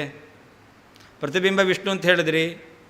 ಪ್ರತಿಬಿಂಬ ವಿಷ್ಣು ಅಂತ ಹೇಳಿದ್ರೆ ಆ ವಿಷ್ಣು ಅವನು ಗುಣವುಳ್ಳವನು, ಹೌದಾ ಅಲ್ವೋ? ಹಾಗಾದರೆ ಗುಣವುಳ್ಳಂಥ ವಿಷ್ಣು ಪ್ರತಿಬಿಂಬ ಆದರೆ ಗುಣ ಪ್ರತಿಬಿಂಬದಲ್ಲಿ ತೋರ್ಬೇಕಾದ್ರೆ ಏನಾಗಬೇಕು? ಬಿಂಬದಲ್ಲಿ ಇರಲೇಬೇಕು. ಹಾಗಾದರೆ ಈ ಪ್ರತಿಬಿಂಬಭೂತನಾದ ವಿಷ್ಣುವಿಗೆ ಯಾರು ಬಿಂಬ ಅಂತ ಹೇಳ್ತೀರೋ ಅವನೇನಾಗಿರಬೇಕು? ಅನಂತ ಕಲ್ಯಾಣ ಗುಣ ಪರಿಪೂರ್ಣನೇ ಆಗಿರಬೇಕು. ಯಾಕೆ ಬಿಂಬದಲ್ಲಿ ಗುಣ ಇಲ್ಲ ಅಂದರೆ ಪ್ರತಿಬಿಂಬದಲ್ಲಿ ತೋರಲ್ಲ. ವಿಷ್ಣುವಿನಲ್ಲಿ ಏನು ತೋರ್ತಾ ಇದೆ? ಅನಂತ ಕಲ್ಯಾಣ ಗುಣಪೂರ್ಣತ್ವ ತೋರ್ತಾ ಇದೆ. ಈಗ ಇನ್ನೊಬ್ಬ ಹೇಳಿದ್ರಿ ಅಷ್ಟೇ ಸರಿ. ಈಗ ನಮಗೆ ವಿಷ್ಣು ಶಬ್ದವಾಚ್ಯನಾದವನೇ ಅಂತ ನಾವು ಹೇಳುತ್ತಾ ಇಲ್ಲ. ವಿಷ್ಣು ಶಬ್ದವಾಚ್ಯನಾದವನು ನಿಮ್ಮತ ಪ್ರಕಾರ ಪ್ರತಿಬಿಂಬ ಅಂತ ಇಟ್ಕೊಂಡ್ರೆ ಅವನು ಪ್ರತಿಬಿಂಬ ಆಗಬೇಕಾದ್ರೆ ಅದಕ್ಕೊಂದು ಬಿಂಬ ಇರಲೇಬೇಕು. ಯಾಕೆ? ಪ್ರತಿಬಿಂಬದಲ್ಲಿ ಗುಣ ತೋರಬೇಕು ಅಂದರೆ ಬಿಂಬದಲ್ಲಿ ಇದ್ರೇ. ಹಾಗಾದರೆ ಜ್ಞಾನಾನಂದಾಡಿ ಗುಣಪೂರ್ಣನಾದವನು ವಿಷ್ಣು ಅಂತ ಹೇಳ್ತೀರಾ, ಹೊತ್ತಾನೆ ಅವನು ಪ್ರತಿಬಿಂಬ. ಅವನೇ ಹೇಳ್ಕೊಂಡ ಮೇ ಮತೆ ಸಗುಣಂ ವಿಷ್ಣುವಾದಿಕಮೇವ ಪ್ರತಿಬಿಂಬಂ ಅಂತ. ಹಾಗಾದರೆ ವಿಷ್ಣುವಾದಿಗಳನ್ನು ಪ್ರತಿಬಿಂಬ ಅಂತ ಹೇಳಿದ್ರೆ ಪ್ರತಿಬಿಂಬದಲ್ಲಿ ಗುಣ ತೋರಬೇಕು ಅಂದರೆ ಅದಕ್ಕೊಂದು ಬಿಂಬ ಇರಲೇಬೇಕು. ಆ ಬಿಂಬ ಯಾರು? ಪ್ರತಿಬಿಂಬದಲ್ಲಿ ಗುಣ ತರಬೇಕು, ಅವನಲ್ಲಿಯೂ ಗುಣ ಇರಲೇಬೇಕು. ಪ್ರತಿಬಿಂಬದಲ್ಲಿ ಜ್ಞಾನಾನಂದಾದಿ ಗುಣ ತೋರ್ತಾ ಇದೆ ಅಂತಂದರೆ ಅವನಲ್ಲಿ ಅನಂತ ಸ್ವಾಭಾವಿಕ ಗುಣಗಳು ಇರಲೇಬೇಕು. ಅವನನ್ನೇ ನಾವು ಏನಂತ ಕರಿತೇವೆ? ನಮ್ಮತ ಪ್ರಕಾರ ಈಶ್ವರ ಪರಮಾತ್ಮ ಅಂತ ಕರಿತೇವೆ. ಏನು ಅವರು ನಾವು ಹೇಳೋದು ಅದಕ್ಕೆ ಹೇಳಿದ್ದು. ನೀವೀಗ ಸಗುಣ ಬ್ರಹ್ಮ ನಿರ್ಗುಣ ಬ್ರಹ್ಮ ಅಂತ ಹೇಳ್ತೀರಾ. ನಿರ್ಗುಣ ಬ್ರಹ್ಮ ಸಗುಣ ಬ್ರಹ್ಮನಿಗೆ ಬಿಂಬ ಆಗಲ್ಲ. ಸಗುಣ ಬ್ರಹ್ಮ ಇದ್ದಾನೆ ಅಂತಂದಮೇಲೆ ಅವನಿಗೆ ನಿರ್ಗುಣ ಬ್ರಹ್ಮ ಬಿಂಬ ಆಗಲ್ಲ. ಯಾಕಾಗಲ್ಲ? ಅವನಲ್ಲಿ ಗುಣ ಇಲ್ಲ ಅಂದರೆ ಇವನಲ್ಲಿ ಏನು ಗುಣ ಬರುತ್ತೆ? ಹಾಗಾದರೆ ಈ ಸಗುಣ ಬ್ರಹ್ಮ ವಿಷ್ಣು ಅಂತ ಹೇಳಿದ ಮೇಲೆ ಅವನಿಗೆ ಬಿಂಬಭೂತನಾಗಿರ್ತಕ್ಕಂತಹ ಇನ್ನೊಬ್ಬ ಸಗುಣ ಬ್ರಹ್ಮ ಅಂತ ಇರಬೇಕು. ಸಗುಣ ಬ್ರಹ್ಮನಿಗೆ ಬಿಂಬನಾದ ಒಬ್ಬ ವ್ಯಕ್ತಿ ಇರಬೇಕು. ಯಾರಿರಬೇಕು? ಯಾರಿರಬೇಕು ನೀವು ಹೇಳ್ರಿ? ಗುಣಪೂರ್ಣನಾದ ವ್ಯಕ್ತಿಯೇ ಇರಬೇಕು. ನಿರ್ಗುಣ ಬ್ರಹ್ಮ ಬಿಂಬ ಆಗಲ್ಲ. ಹಾಗಾದ್ರೆ ನೀವೀಗ ವಿಷ್ಣುವಿನ ಪ್ರತಿಬಿಂಬ ಅಂತ ಹೇಳಿದ್ರಿ. ವಿಷ್ಣುವಿನ ಪ್ರತಿಬಿಂಬ ಅಂತ ಹೇಳಬೇಕಾದ್ರೆ ವಿಷ್ಣು ಯಾರು? ನೀವು ವಿಷ್ಣು ಅಂದರೆ ಈಗ ಪರಮಾತ್ಮ ಅಂತ ಇಟ್ಕೊಳ್ಬೇಡ್ರಿ, ಒಬ್ಬ ವ್ಯಕ್ತಿ ಅಂತ ಇಟ್ಕೊಳ್ರಿ, ಆಯಿತಾ? ಆ ವಿಷ್ಣು ಏನಾಗಿದ್ದಾನೆ? ಅವನು ಪ್ರತಿಬಿಂಬನಾಗಿದ್ದಾನೆ. ಎಂಥ ಪ್ರತಿಬಿಂಬನಾಗಿದ್ದಾನೆ? ಅನಂತ ಗುಣವುಳ್ಳಂತಹ ಪ್ರತಿಬಿಂಬನಾಗಿದ್ದಾನೆ.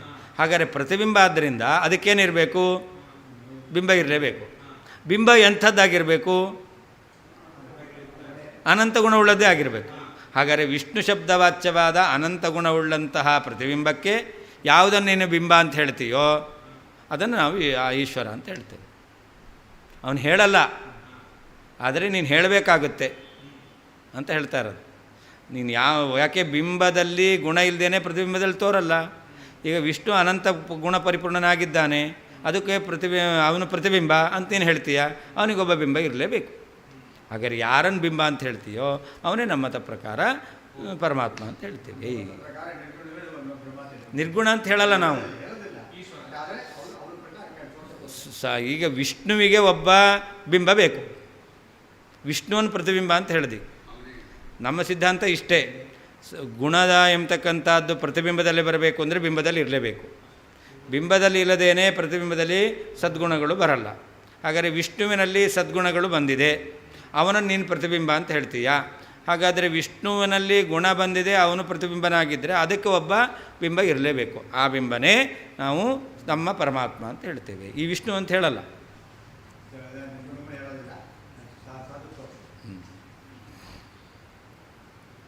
ಸಯೇವ ಅನಂತ ಸ್ವಾಭಾವಿಕ ಗಲ್ಯಗುಣ ಕಲ್ಯಾಣ ಗುಣಪೂರ್ಣ ಬಿಂಬಭೂತಃ ಏವ ನ ನಾಮ್ನಿ ವಿಪ್ರತಿಪತ್ತಿ ರೀತಿ ಭಾವ. ಅಂದರೆ ನಮ್ಮಲ್ಲಿ ವಿಷ್ಣು ಶಬ್ದವಾಚ್ಯನಾದವನೇ ಬಿಂಬ ಆಗಿರಬೇಕು, ಪರಮಾತ್ಮ ಅಂತ ನಾವು ಹೇಳಲ್ಲ. ಮತ್ತು ಯಾರು ಗುಣವುಳ್ಳವರಾಗಿದ್ದಾರೋ ಪ್ರತಿಬಿಂಬರಾಗಿದ್ದಾರೋ ಅವರಿಗೆ ಗುಣವುಳ್ಳಂತಹ ಬಿಂಬ ಯಾರೋ ಅವನನ್ನು ಪರಮಾತ್ಮ ಅಂತ ಹೇಳ್ತೇವೆ.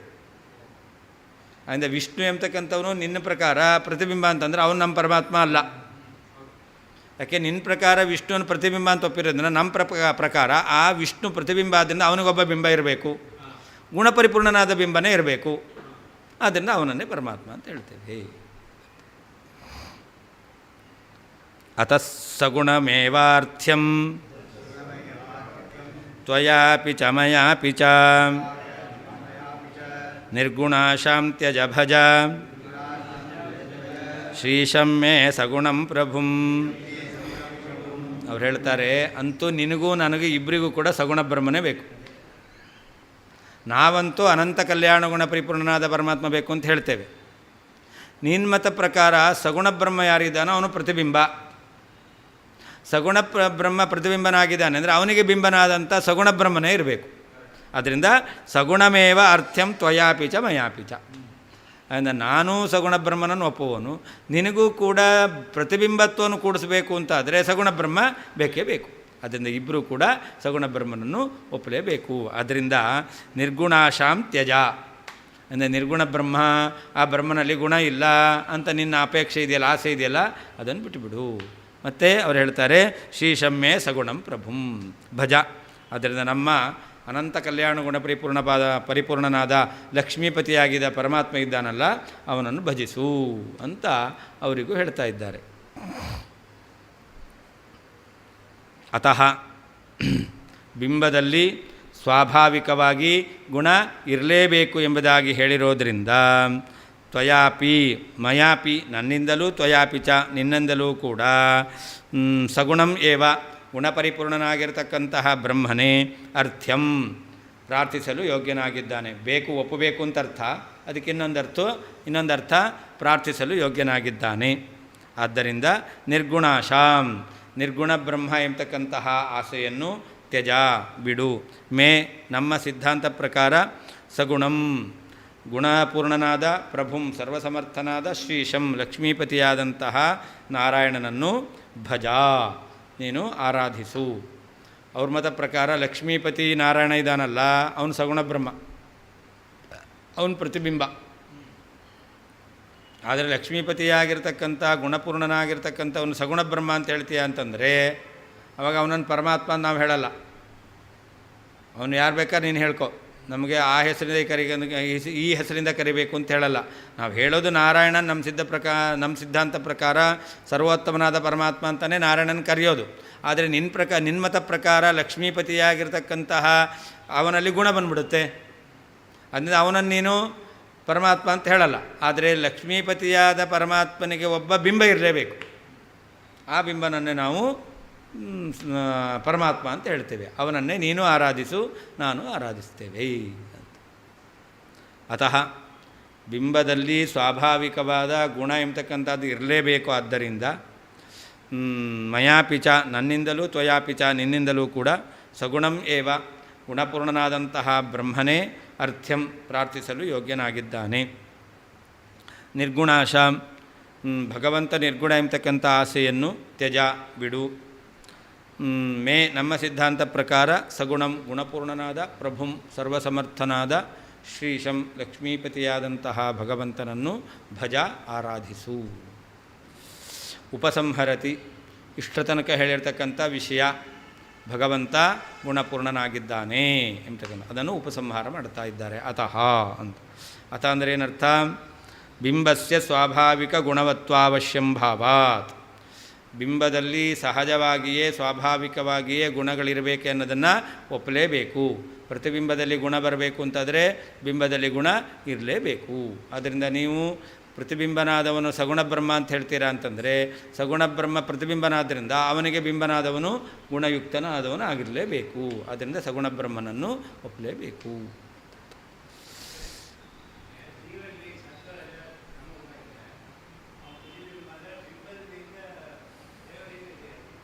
ಅದಕ್ಕೆ ಹೇಳಿದ್ದು ಸಗುಣ ಪ್ರತಿಬಿಂಬ ಅಂತ ಹೇಳಿದ್ದು. ಭಗವಂತನಲ್ಲಿರುವಂತಹ ಗುಣಗಳು ಸದ್ಗುಣಪೂರ್ಣನಾದ ಪರಮಾತ್ಮನ ಪ್ರತಿಬಿಂಬ ಜೀವನಲ್ಲಿ ನಾವು ಹೇಳ್ತಾದ್ದು ಪ್ರತಿಬಿಂಬದಲ್ಲಿ ಇದ್ದದ್ದು ಮಾತ್ರ ಬರುತ್ತೆ ಅಂತ ಹೇಳಲ್ಲ. ಪ್ರತಿಬಿಂಬದಲ್ಲಿ ಇದ್ದದ್ದು ಎಲ್ಲವೂ ಬರುತ್ತೆ ಅಂತ ಹೇಳಲ್ಲ. ಎರಡು, ಪ್ರತಿಬಿಂಬದಲ್ಲಿ ಇದ್ದದ್ದು ಎಲ್ಲವೂ ಬರುತ್ತೆ ಅಂತಿಲ್ಲ, ಪ್ರತಿಬಿಂಬದಲ್ಲಿ ಇದ್ದದ್ದು ಮಾತ್ರ ಬರುತ್ತೆ ಅಂತಿಲ್ಲ. ಜೀವ ಈಗ ಅವನಲ್ಲಿ ಅಜ್ಞಾನಾದಿಗಳಿದೆ. ನಿಮ್ಮ ಪ್ರಶ್ನೆ ಏನು? ಜೀವ ಪ್ರತಿಬಿಂಬ, ಅವನಲ್ಲಿ ಅಜ್ಞಾನ ಇದೆ. ಪರಮಾತ್ಮ ಬಿಂಬ, ಹಾಗಾದರೆ ಬಿಂಬಭೂತನಾಗಿರ್ತಕ್ಕಂಥ ಪರಮಾತ್ಮನಲ್ಲಿ ಅಜ್ಞಾನ ಇರಬೇಕು. ಅದಕ್ಕೆ ನಾವು ಹೇಳೋದು ಬಿಂಬದಲ್ಲಿ ಇದ್ದರೆ ಮಾತ್ರ ಬರುತ್ತೆ ಅಂತ ಹೇಳಲ್ಲ, ಬಿಂಬದಲ್ಲಿ ಇದ್ದದ್ದು ಬರುತ್ತೆ ಅಂತ ಹೇಳ್ತೇವೆ. ಹಾಗಾದರೆ ಬಿಂಬದಲ್ಲಿ ಇದ್ದದ್ದು ಬರುತ್ತಲ್ಲ, ಇನ್ನೊಂದು ಪ್ರಶ್ನೆ ಮಾಡ್ತೀರಾ, ಅನಂತ ಕಲ್ಯಾಣ ಗುಣಪೂರ್ಣತ್ವ ಇತ್ತೆ ಬಿಂಬದಲ್ಲಿ, ಪ್ರತಿಬಿಂಬನಲ್ಲಿ ಬರಲಿ, ಬಿಂಬದಲ್ಲಿ ಇದ್ದದ್ದು ಎಲ್ಲವೂ ಬರುತ್ತೆ ಇಲ್ಲ. ಬಿಂಬದಲ್ಲಿ ಇದ್ದದ್ದೇ ಬರುತ್ತೆ ಅಂತನೂ ಇಲ್ಲ, ಬಿಂಬದಲ್ಲಿ ಇದ್ದದ್ದು ಎಲ್ಲವೂ ಬರುತ್ತೆ ಅಂತಿಲ್ಲ. ಬಿಂಬದಲ್ಲಿ ಇದ್ದದ್ದು ಪ್ರತಿಬಿಂಬದಲ್ಲಿ ಬರುತ್ತೆ. ಬಿಂಬದಲ್ಲಿಲ್ಲ ಅಂದರೆ ಪ್ರತಿಬಿಂಬದಲ್ಲಿ ಅಂತಹ ಗುಣಗಳ ಬರಲಿಕ್ಕೆ ಸಾಧ್ಯ ಇಲ್ಲ. ಈಗ ಮುಖ್ಯವಾಗಿ ಏನಾಗಬೇಕು? ಪ್ರತಿಬಿಂಬದಲ್ಲಿ ಬರಬೇಕಾದ ಗುಣಗಳು ಅಂತಂದರೆ ಮಾಯಾಭಿನ್ನತ್ವ, ಅಜಡತ್ವ, ಆತ್ಮತ್ವ, ಈ ಎಲ್ಲ ಧರ್ಮಗಳು ಬರಬೇಕು. ಇದು ಎಲ್ಲಿಂದ ಬಂತು? ಮಾಯಾದಿಂದ ಬರಲಿಕ್ಕೆ ಸಾಧ್ಯ ಇಲ್ಲ. ಮಾಯಾ ಕಲ್ಪಿತ ಅಂದರೆ ಯಾಕೆ? ಮಾಯಾದಲ್ಲಿ ಈ ಗುಣಗಳಿಲ್ಲ. ಹಾಗಾದರೆ ಈ ಧರ್ಮಗಳನ್ನೇನು ಹೇಳಬೇಕು?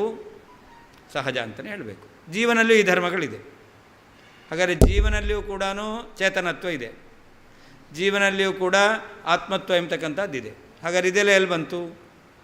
ಬಿಂಬಭೂತನಾದವನಲ್ಲಿ ಚೇತನತ್ವ ಆತ್ಮತ್ವ ಇರೋದರಿಂದ ಬಂದಿದೆ ಅಂತ ಹೇಳ್ಬೋದು. ಅದೇ ಜೀವನಿಗೆ ಆ ಬಿಂಬಭೂತನಾಗಿರ್ತಕ್ಕಂತಹ ಪರಮಾತ್ಮ ಆ ಗುಣಗಳ ಸಂಬಂಧವನ್ನು ಬರುವಂತೆ ಮಾಡ್ತಾನೆ. ಅವನು ಸ್ವತಂತ್ರ, ಅವನು ತಾನಾಗೆ ಬರಲಿಲ್ಲ.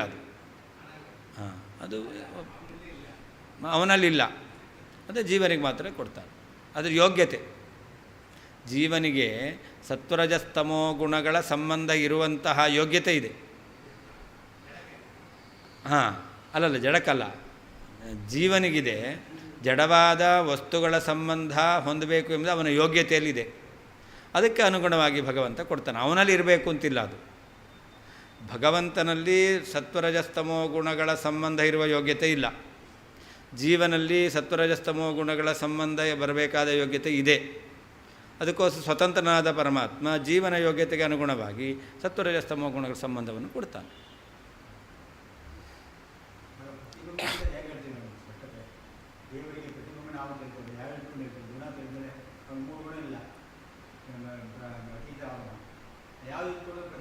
ಬಿಂಬಕ್ರಿಯೆಯ ಕ್ರಿಯಾವಾನ್ ನಹಿ ಪ್ರತಿಬಿಂಬಸ್ಯ ಕ್ರಿಯಾ. ಜೀವನಲ್ಲಿ ಏನು ವ್ಯಾಪಾರ ನಡೀತಾ ಇದೆ ಇದೆಲ್ಲವೂ ಕೂಡ ಬಿಂಬರೂಪಿಯಾದ ಪರಮಾತ್ಮನಲ್ಲಿ ವ್ಯಾಪಾರ ಇದೆ. ಆದ್ದರಿಂದ ಜೀವ ವ್ಯಾಪಾರವನ್ನು ಮಾಡ್ತಾರೆ.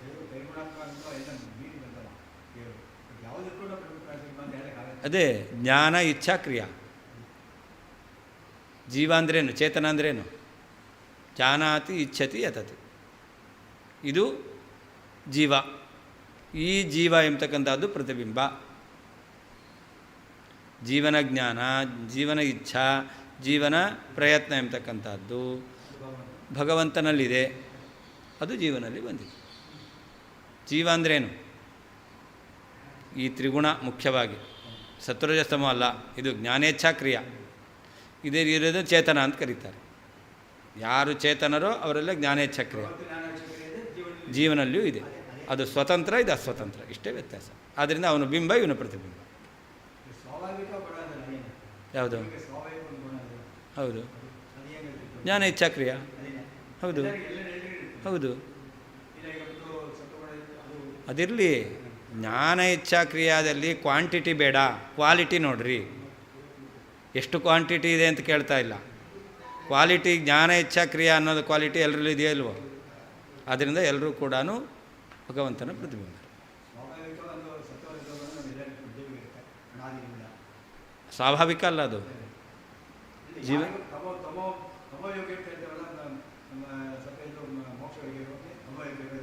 ಹೌದು, ಸ್ವಭಾವ, ತಾಮಸ ಸ್ವಭಾವ. ಅದು ಸ್ವಾಭಾವಿಕ. ಹೌದು ಹೌದು, ಇಲ್ಲ ಅದು ಇದೆ.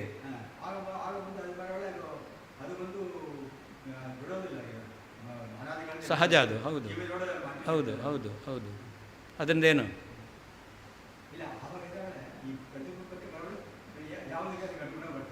ಹಾಂ, ಅದಕ್ಕೆ ಹೇಳಿದಲ್ಲ ಪ್ರತಿಬಿಂಬ ಅಂದರೆ ಏನು? ಪ್ರತಿಬಿಂಬ ಜ್ಞಾನ ಇಚ್ಛಾ ಕ್ರಿಯಾ. ಇದು ಅಸ್ವತಂತ್ರವಾದ ಜ್ಞಾನ ಇಚ್ಛಾ ಕ್ರಿಯಾ. ಇದು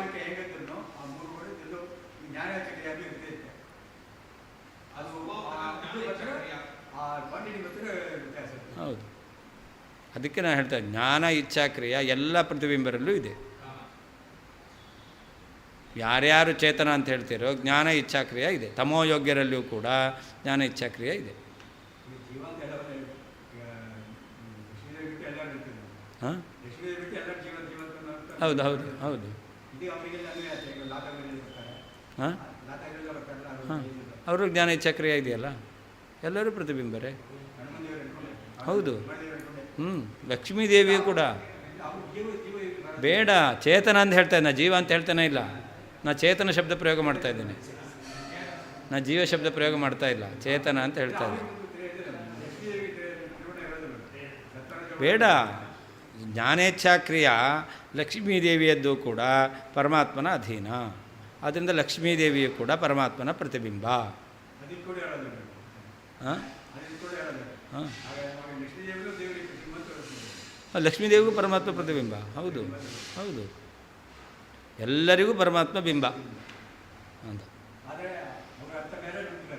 ಹಾಂ, ಹೌದು. ಅದೇ ಅದಕ್ಕೆ ಹೇಳಿದ್ದು, ಹಿಂದೆ ಹೇಳಿದ್ದು ಲಕ್ಷ್ಮೀದೇವಿ ಫಸ್ಟ್ ಜೆರಾಕ್ಸ್ ಕ್ಲಿಯರ್ ಆಗಿದೆ. ಹಾಂ, ಅದರಿಂದ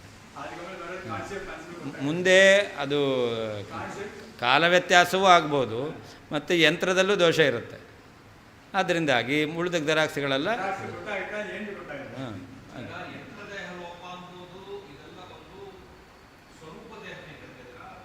ಏನು ಯಾವುದು?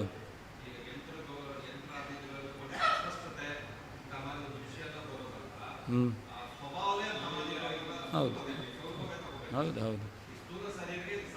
ಸ್ಥೂಲ ಶರೀರದಲ್ಲೂ ಆಗುತ್ತೆ, ಸ್ವಭಾವದಲ್ಲಿದ್ದಿದ್ದೇ ಸ್ಥೂಲ ಸ್ವರೂಪದಲ್ಲಿ ವ್ಯಕ್ತ ಆಗುತ್ತೆ ಕೆಲವೊಂದು. ಹಾಂ, ಆದ್ದರಿಂದ ಅದು ಸ್ಪಷ್ಟವಾಗಿ ಅಲ್ಲಿ ವ್ಯಕ್ತ ಆಗಲ್ಲ.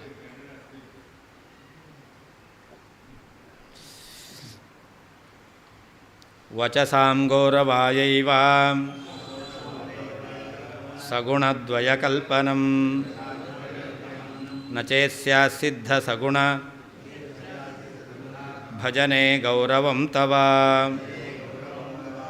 ಅವ್ರು ಹೇಳ್ತಾರೆ, ನೀವು ಒಬ್ಬ ಸಗುಣನನ್ನು ಒಪ್ಪಬೇಕು ಅಂತಂದರೆ ಅವಾಗ ಇಬ್ಬರು ಸಗುಣನನ್ನು ಒಪ್ಪಬೇಕಾಯ್ತು. ಅವ್ರ ಮತ ಪ್ರಕಾರ ಒಬ್ಬ ನಿರ್ಗುಣ ಬ್ರಹ್ಮ, ಒಬ್ಬ ಸಗುಣ ಬ್ರಹ್ಮ. ಈಗ ನಾವು ಹೇಳಿದ ಕ್ರಮದಲ್ಲಿ ಒಬ್ಬ ಸಗುಣ ಬ್ರಹ್ಮ ಅಲ್ಲ, ಇಬ್ಬರು ಸಗುಣ ಬ್ರಹ್ಮ ಆದರು. ಯಾಕೆ? ಸಗುಣ ಬ್ರಹ್ಮನನ್ನು ಪ್ರತಿಬಿಂಬ ಅಂತ ಹೇಳೋದ್ರಿಂದ ಆ ಸಗುಣ ಬ್ರಹ್ಮ ಪ್ರತಿಬಿಂಬನಿಗೆ ಬಿಂಬನಾದಂತಹ ಇನ್ನೊಬ್ಬ ಸಗುಣ ಬ್ರಹ್ಮನೇ ಇರಬೇಕು, ನಿರ್ಗುಣ ಬ್ರಹ್ಮ ಆಗಲ್ಲ. ಆದ್ದರಿಂದ ಸಗುಣದ್ವಯ ಕಲ್ಪನಾ ಆಯ್ತೀಗ. ಅಂದರೆ ನೀವು ಮೊದಲೇ ಸಗುಣ ಬ್ರಹ್ಮ ಕಲ್ಪನೆ ಮಾಡಿದ್ದು ನಿರ್ಗುಣ ಬ್ರಹ್ಮ ಸಗುಣ ಬ್ರಹ್ಮ ಅಂತ ಕಲ್ಪನೆ ಮಾಡ್ತಾ ಇದ್ದೀರಾ, ಅದಕ್ಕೆ ಆಧಾರ ಇಲ್ಲ, ಇದೊಂದು ಕಲ್ಪನೆ. ಇವಾಗ ಸಗುಣ ಬ್ರಹ್ಮ ಆಗಬೇಕು ಅಂತಾದರೆ ಅವನಿಗೊಬ್ಬ ಬಿಂಬ ಇರಬೇಕು, ಅಂದರೆ ಇಬ್ಬರು ಸಗುಣನನ್ನು ಒಪ್ಪಬೇಕು ಅಂತ ಆಯಿತು. ಇದನ್ನು ನಿಮಗೆ ಶಾಸ್ತ್ರದ ರೀತಿಯಲ್ಲಿ ಗೌರವ ಬರ್ತಾ ಇದೆ. ನಿಜವಾಗ್ಲೂ ಗೌರವ ಬೇಕು ಅಂತ ಅಪೇಕ್ಷೆ ಪಡ್ತೀರಾ ಇಲ್ವಾ? ನಮಗೆ ಗೌರವ ಕೊಡಲಿಲ್ಲ ಅಂತ ಬೇಜಾರು ಮಾಡ್ತೀರಾ ತಾನೇ? ಹಾಗಾದ್ರೆ ಗೌರವ ಬರಬೇಕು ಅಂತಾದರೆ ನಿಮಗೆ ಗುರುತ್ವ ಇರಬೇಕು. ಸಿದ್ಧಾಂತ ಪ್ರತಿಷ್ಠಾಪನ ಗುರುತ್ವ, ಗೌರವ ಅನ್ನೋದಕ್ಕೆ ಅದೊಂದು ಅರ್ಥ. ಇನ್ನು ಗೌರವ ಅಂತಂದರೆ ಪ್ರಮಾಣ ಇಲ್ಲದೇ ಇದ್ದದನ್ನು ಒಪ್ಪೋದು ಒಂದು ಗೌರವ. ಇನ್ನೊಂದು ಗೌರವ ಅಂತಂದರೆ ನಮ್ಮನ್ನು ಎಲ್ಲರೂ ಅಭಿನಂದಿಸಬೇಕು ಅಂತ, ಅದನ್ನು ಗೌರವ ಅಂತ ಹೇಳ್ತೇವೆ. ಯಾವಾಗ ಬರುತ್ತೆ ನಿಮಗೆ? ಸಿದ್ಧ ಸಗುಣ ಭಜನೆ ಗೌರವಂತವ.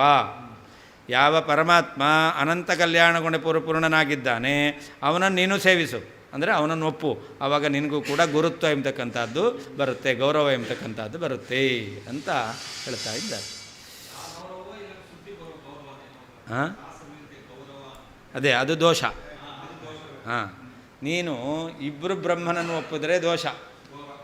ಹಾಂ, ಗೌರವ, ಶಾಸ್ತ್ರದ ಗೌರವ. ಲೌಕಿಕದ ಗೌರವ ಬೇಕು ಅಂತಂದರೆ ಸಿದ್ಧನಾದ ಸಗುಣ ಬ್ರಹ್ಮನ ಆರಾಧನೆ ಮಾಡು, ಒಪ್ಕೋ ಅಂತ.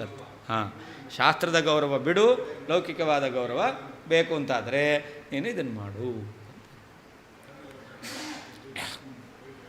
ಸಗುಣದ್ವಯ ಕಲ್ಪನಂ, ಸಗುಣ ಪ್ರತಿಬಿಂಬ ಅಂತ ಒಪ್ಪಿ ಪ್ರತಿಬಿಂಬಭೂತನಾಗಿರ್ತಕ್ಕಂತಹ ಸಗುಣನಿಗೆ ಇನ್ನೊಬ್ಬ ಸಗುಣನಾದ ಬ್ರಹ್ಮನೇ ಇರಬೇಕು, ಬಿಂಬಭೂತನಾದವನು ಎಂಬುದಾಗಿ ಇಬ್ಬರೂ ಬ್ರಹ್ಮರನ್ನು ಕಲ್ಪನೆ ಮಾಡ್ತಕ್ಕಂಥದ್ದು ವಚಸಾಂ ಶಾಸ್ತ್ರಗಳ ಗೌರವಾಯ, ಗೌರವ ದೋಷಕ್ಕೋಸ್ಕರ ಕಾರಣವಾಗುತ್ತದೆ, ಗೌರವ ದೋಷಕ್ಕೆ ಕಾರಣವಾಗುತ್ತದೆ. ನಚೇತ್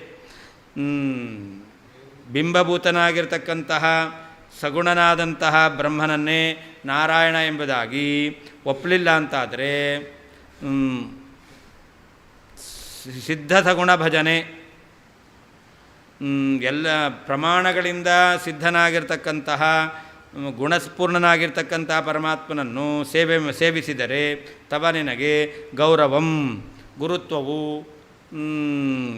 ದೊರೆಯುತ್ತದೆ, ನಿನಗೆ ಗುರುತ್ವ ಬರುತ್ತದೆ ಅಂತ ಅರ್ಥ.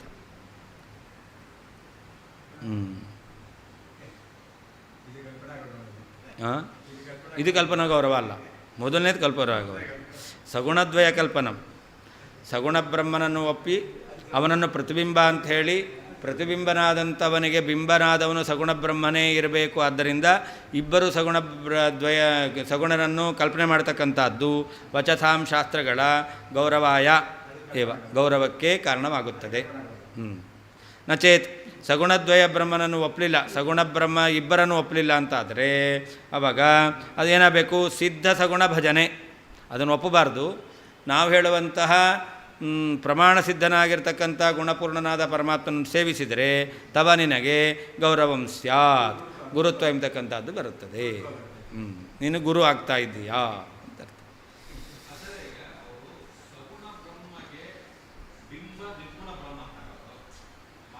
ಅದು ಹೇಳ್ತಾರೆ.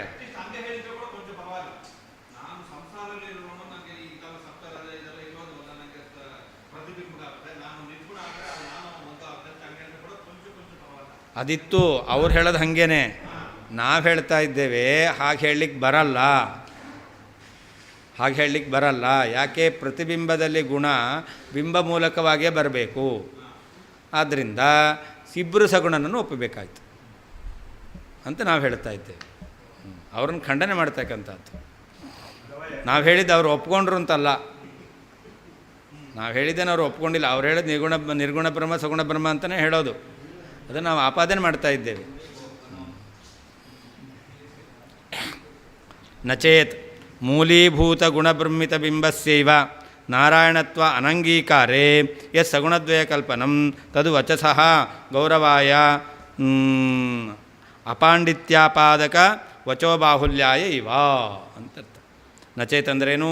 ಮೂಲಭೂತನಾಗಿರ್ತಕ್ಕಂತಹ ಗುಣಪೂರ್ಣನಾಗಿರ್ತಕ್ಕಂತಹ ಬ್ರಿಂಬ, ನಾವು ಹೇಳ್ತಕ್ಕಂತಹ ಪರಮಾತ್ಮ, ಅವನನ್ನು ನೀವು ನಾರಾಯಣ ಅಥವಾ ಅನಂಗೀಕಾರ, ಅವನನ್ನು ಪರಮಾತ್ಮ ಅಂತ ನೀವು ಒಪ್ಪಲ್ಲ ಅಂತಾದರೆ ಅವಾಗ ಯತ್ ಸಗುಣದ್ವಯ ಕಲ್ಪನಂ, ಅವಾಗ ಇಬ್ಬರು ಸಗುಣನನ್ನು ಒಪ್ಪಬೇಕು. ಸಗುಣ ಒಬ್ಬ ಬ್ರಹ್ಮ, ಅವನಿಗೆ ಮೂಲಭೂತನಾದ ಇನ್ನೊಬ್ಬ ಅಂತ ಇಬ್ಬರನ್ನು ಒಪ್ಪಬೇಕಾಗತ್ತೆ. ಆವಾಗ ವಚಸಃ ಗೌರವಾಯೈವ ಅಂದರೆ ಏನರ್ಥ?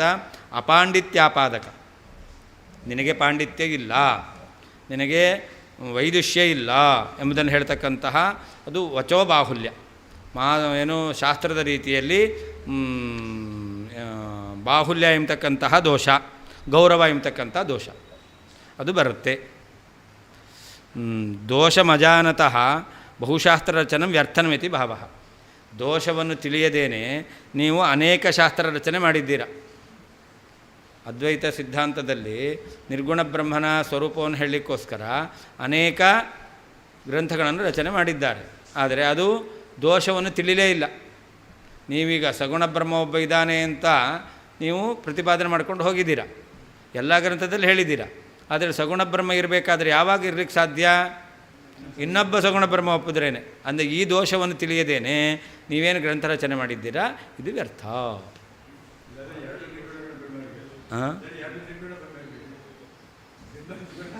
ಅದು ಬೇಕಾಗಿಲ್ಲ. ಅದು ನಿರ್ಗುಣ ಬ್ರಹ್ಮನ ಪ್ರತಿಬಿಂಬ ಅಂತ ಹೇಳಲ್ಲ ಅವರು. ನಿರ್ಗುಣ ಬ್ರಹ್ಮನ ಪ್ರತಿಬಿಂಬ ಸಗುಣ ಬ್ರಹ್ಮ ಅಂತ ಹೇಳ್ತಾರೆ.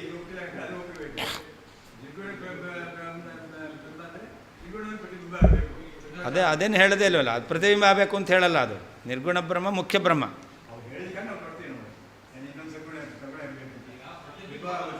ಅವರು ಪ್ರತಿಬಿಂಬ ಅಂತ ಹೇಳಿದ್ರಿಂದಾಗಿ ನಾವು ಈ ದೋಷವನ್ನು ಹೇಳ್ತಾ ಇದ್ದೇವೆ ಅಷ್ಟೇ.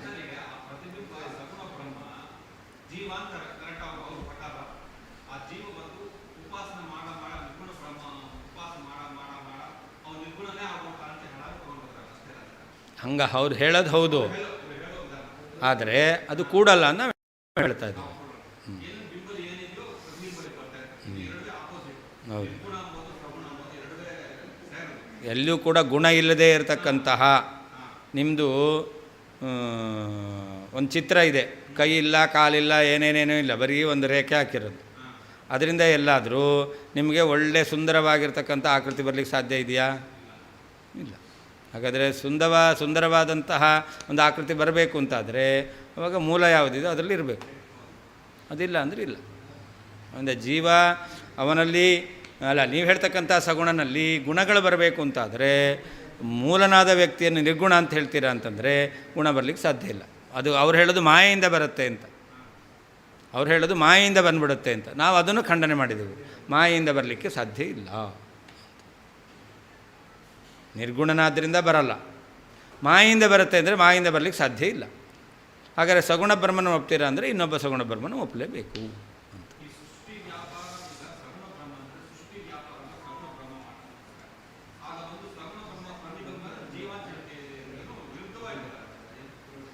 ಸಗುಣ ಬ್ರಹ್ಮ ಇದಲ್ಲ, ಅವನು ಒಬ್ಬ ಉತ್ತಮ ಜೀವ ಅಷ್ಟೇ. ಅವನು ನಿರ್ಗುಣ ಬ್ರಹ್ಮ ಪರಬ್ರಹ್ಮ ಅಲ್ಲ. ಅವನು ಇವನಿಗಿಂತ ಸಾಮರ್ಥ್ಯ ಹೆಚ್ಚಿದೆ, ಅದೆಲ್ಲ ವ್ಯಾಪಾರ ಮಾಡ್ತಾನೆ. ಅವನು ಮಾಯಾಕಲ್ಪಿತ. ಈ ಜೀವನೂ ಮಾಯಾಕಲ್ಪಿತ, ಸೃಷ್ಟಿಯಾದಿ ವ್ಯಾಪಾರವನ್ನು ಮಾಡ್ತಕ್ಕಂಥ ಶಬಲ ಬ್ರಹ್ಮನು ಮಾಯಾಕಲ್ಪಿತ. ಆದ್ದರಿಂದ ಮಾಯಾಕಲ್ಪಿತತ್ವೇನ ಅವನನ್ನು ಕೂಡ ಒಬ್ಬ ಚೇತನ ಜೀವ ಅಂತ ಹೇಳೋದು.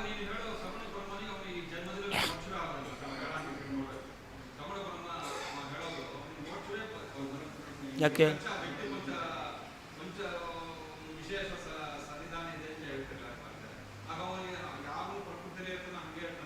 ಇಲ್ಲ, ಸಗುಣ ಬ್ರಹ್ಮನು ಕೂಡ ನಿರ್ಗುಣ ಉಪಾಸನೆ ಮಾಡ್ಕೊಂಡು ಮೋಕ್ಷ ಅಂತಾನೆ. ಉಳಿದ ಜೀವರೇನೇ ನಿರ್ಗುಣ ಉಪಾಸನೆಯಿಂದ ಮೋಕ್ಷವಂತಾರೆ ಅಂದರೆ ಸಗುಣ ಬ್ರಹ್ಮನಿಗೆ ಯಾಕೆ ಆಗಬಾರ್ದು? ಅಷ್ಟೇ. ಎಲ್ರಿಗೂ ಇದೆ. ಅದೇ ವೇದಾಂತದಿಂದ ಅವರಿಗೆ ನಿರ್ಗುಣ ಬ್ರಹ್ಮನ ಜ್ಞಾನ ಬಂದು ಅದನ್ನು ಅಹಂ ಬ್ರಹ್ಮಾಸ್ಮಿ ಅಂತ ಉಪಾಸನೆ ಮಾಡಬೇಕು. ಆಗಲ್ಲ. ಅದೇ ಅಹಂ ಬ್ರಹ್ಮಾಸ್ಮಿ ಎಂಬುದಾಗಿ ಅದರ ಸಾಕ್ಷಾತ್ಕಾರ ಆದಾಗ ಆವಾಗ ಈ ಜೀವ ಬಂಧ ಎಲ್ಲ ಹೋಗುತ್ತೆ. ಅಹಂ ಬ್ರಹ್ಮಾಸ್ಮಿ ಅಂತ ನಾನು ಬ್ರಹ್ಮ ಅಂತ. ನಮಗೆ ಹೇಗೆ ನನ್ನ ಪ್ರತಿಬಿಂಬ ಪರಮಾತ್ಮ ಅಂತ ಸಾಕ್ಷಾತ್ಕಾರ ಆಗುತ್ತೋ ಹಾಗೆ ಅವ್ರ ಮತಪರ ನಾನೇ ಬ್ರಹ್ಮ ಅಂತ ಸಾಕ್ಷಾತ್ಕಾರ.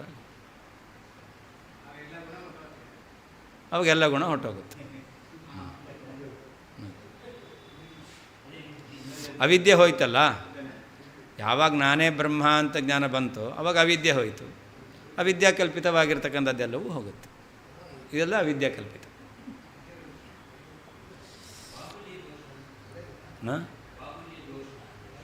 ಏನು ಬಾಹುಲ್ಯ, ಗೌರವ ದೋಷ ಅಂತ.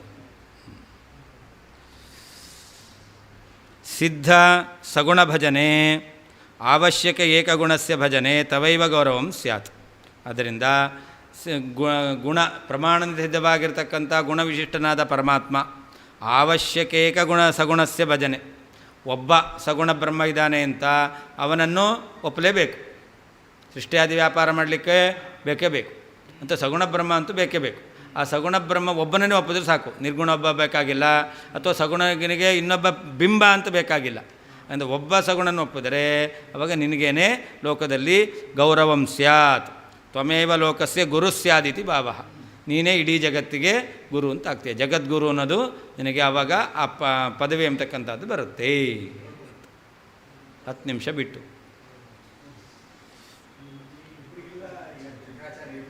ಹಾಂ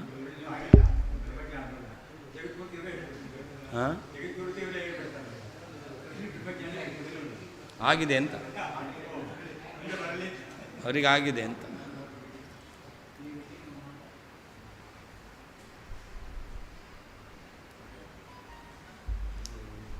ಜೀವ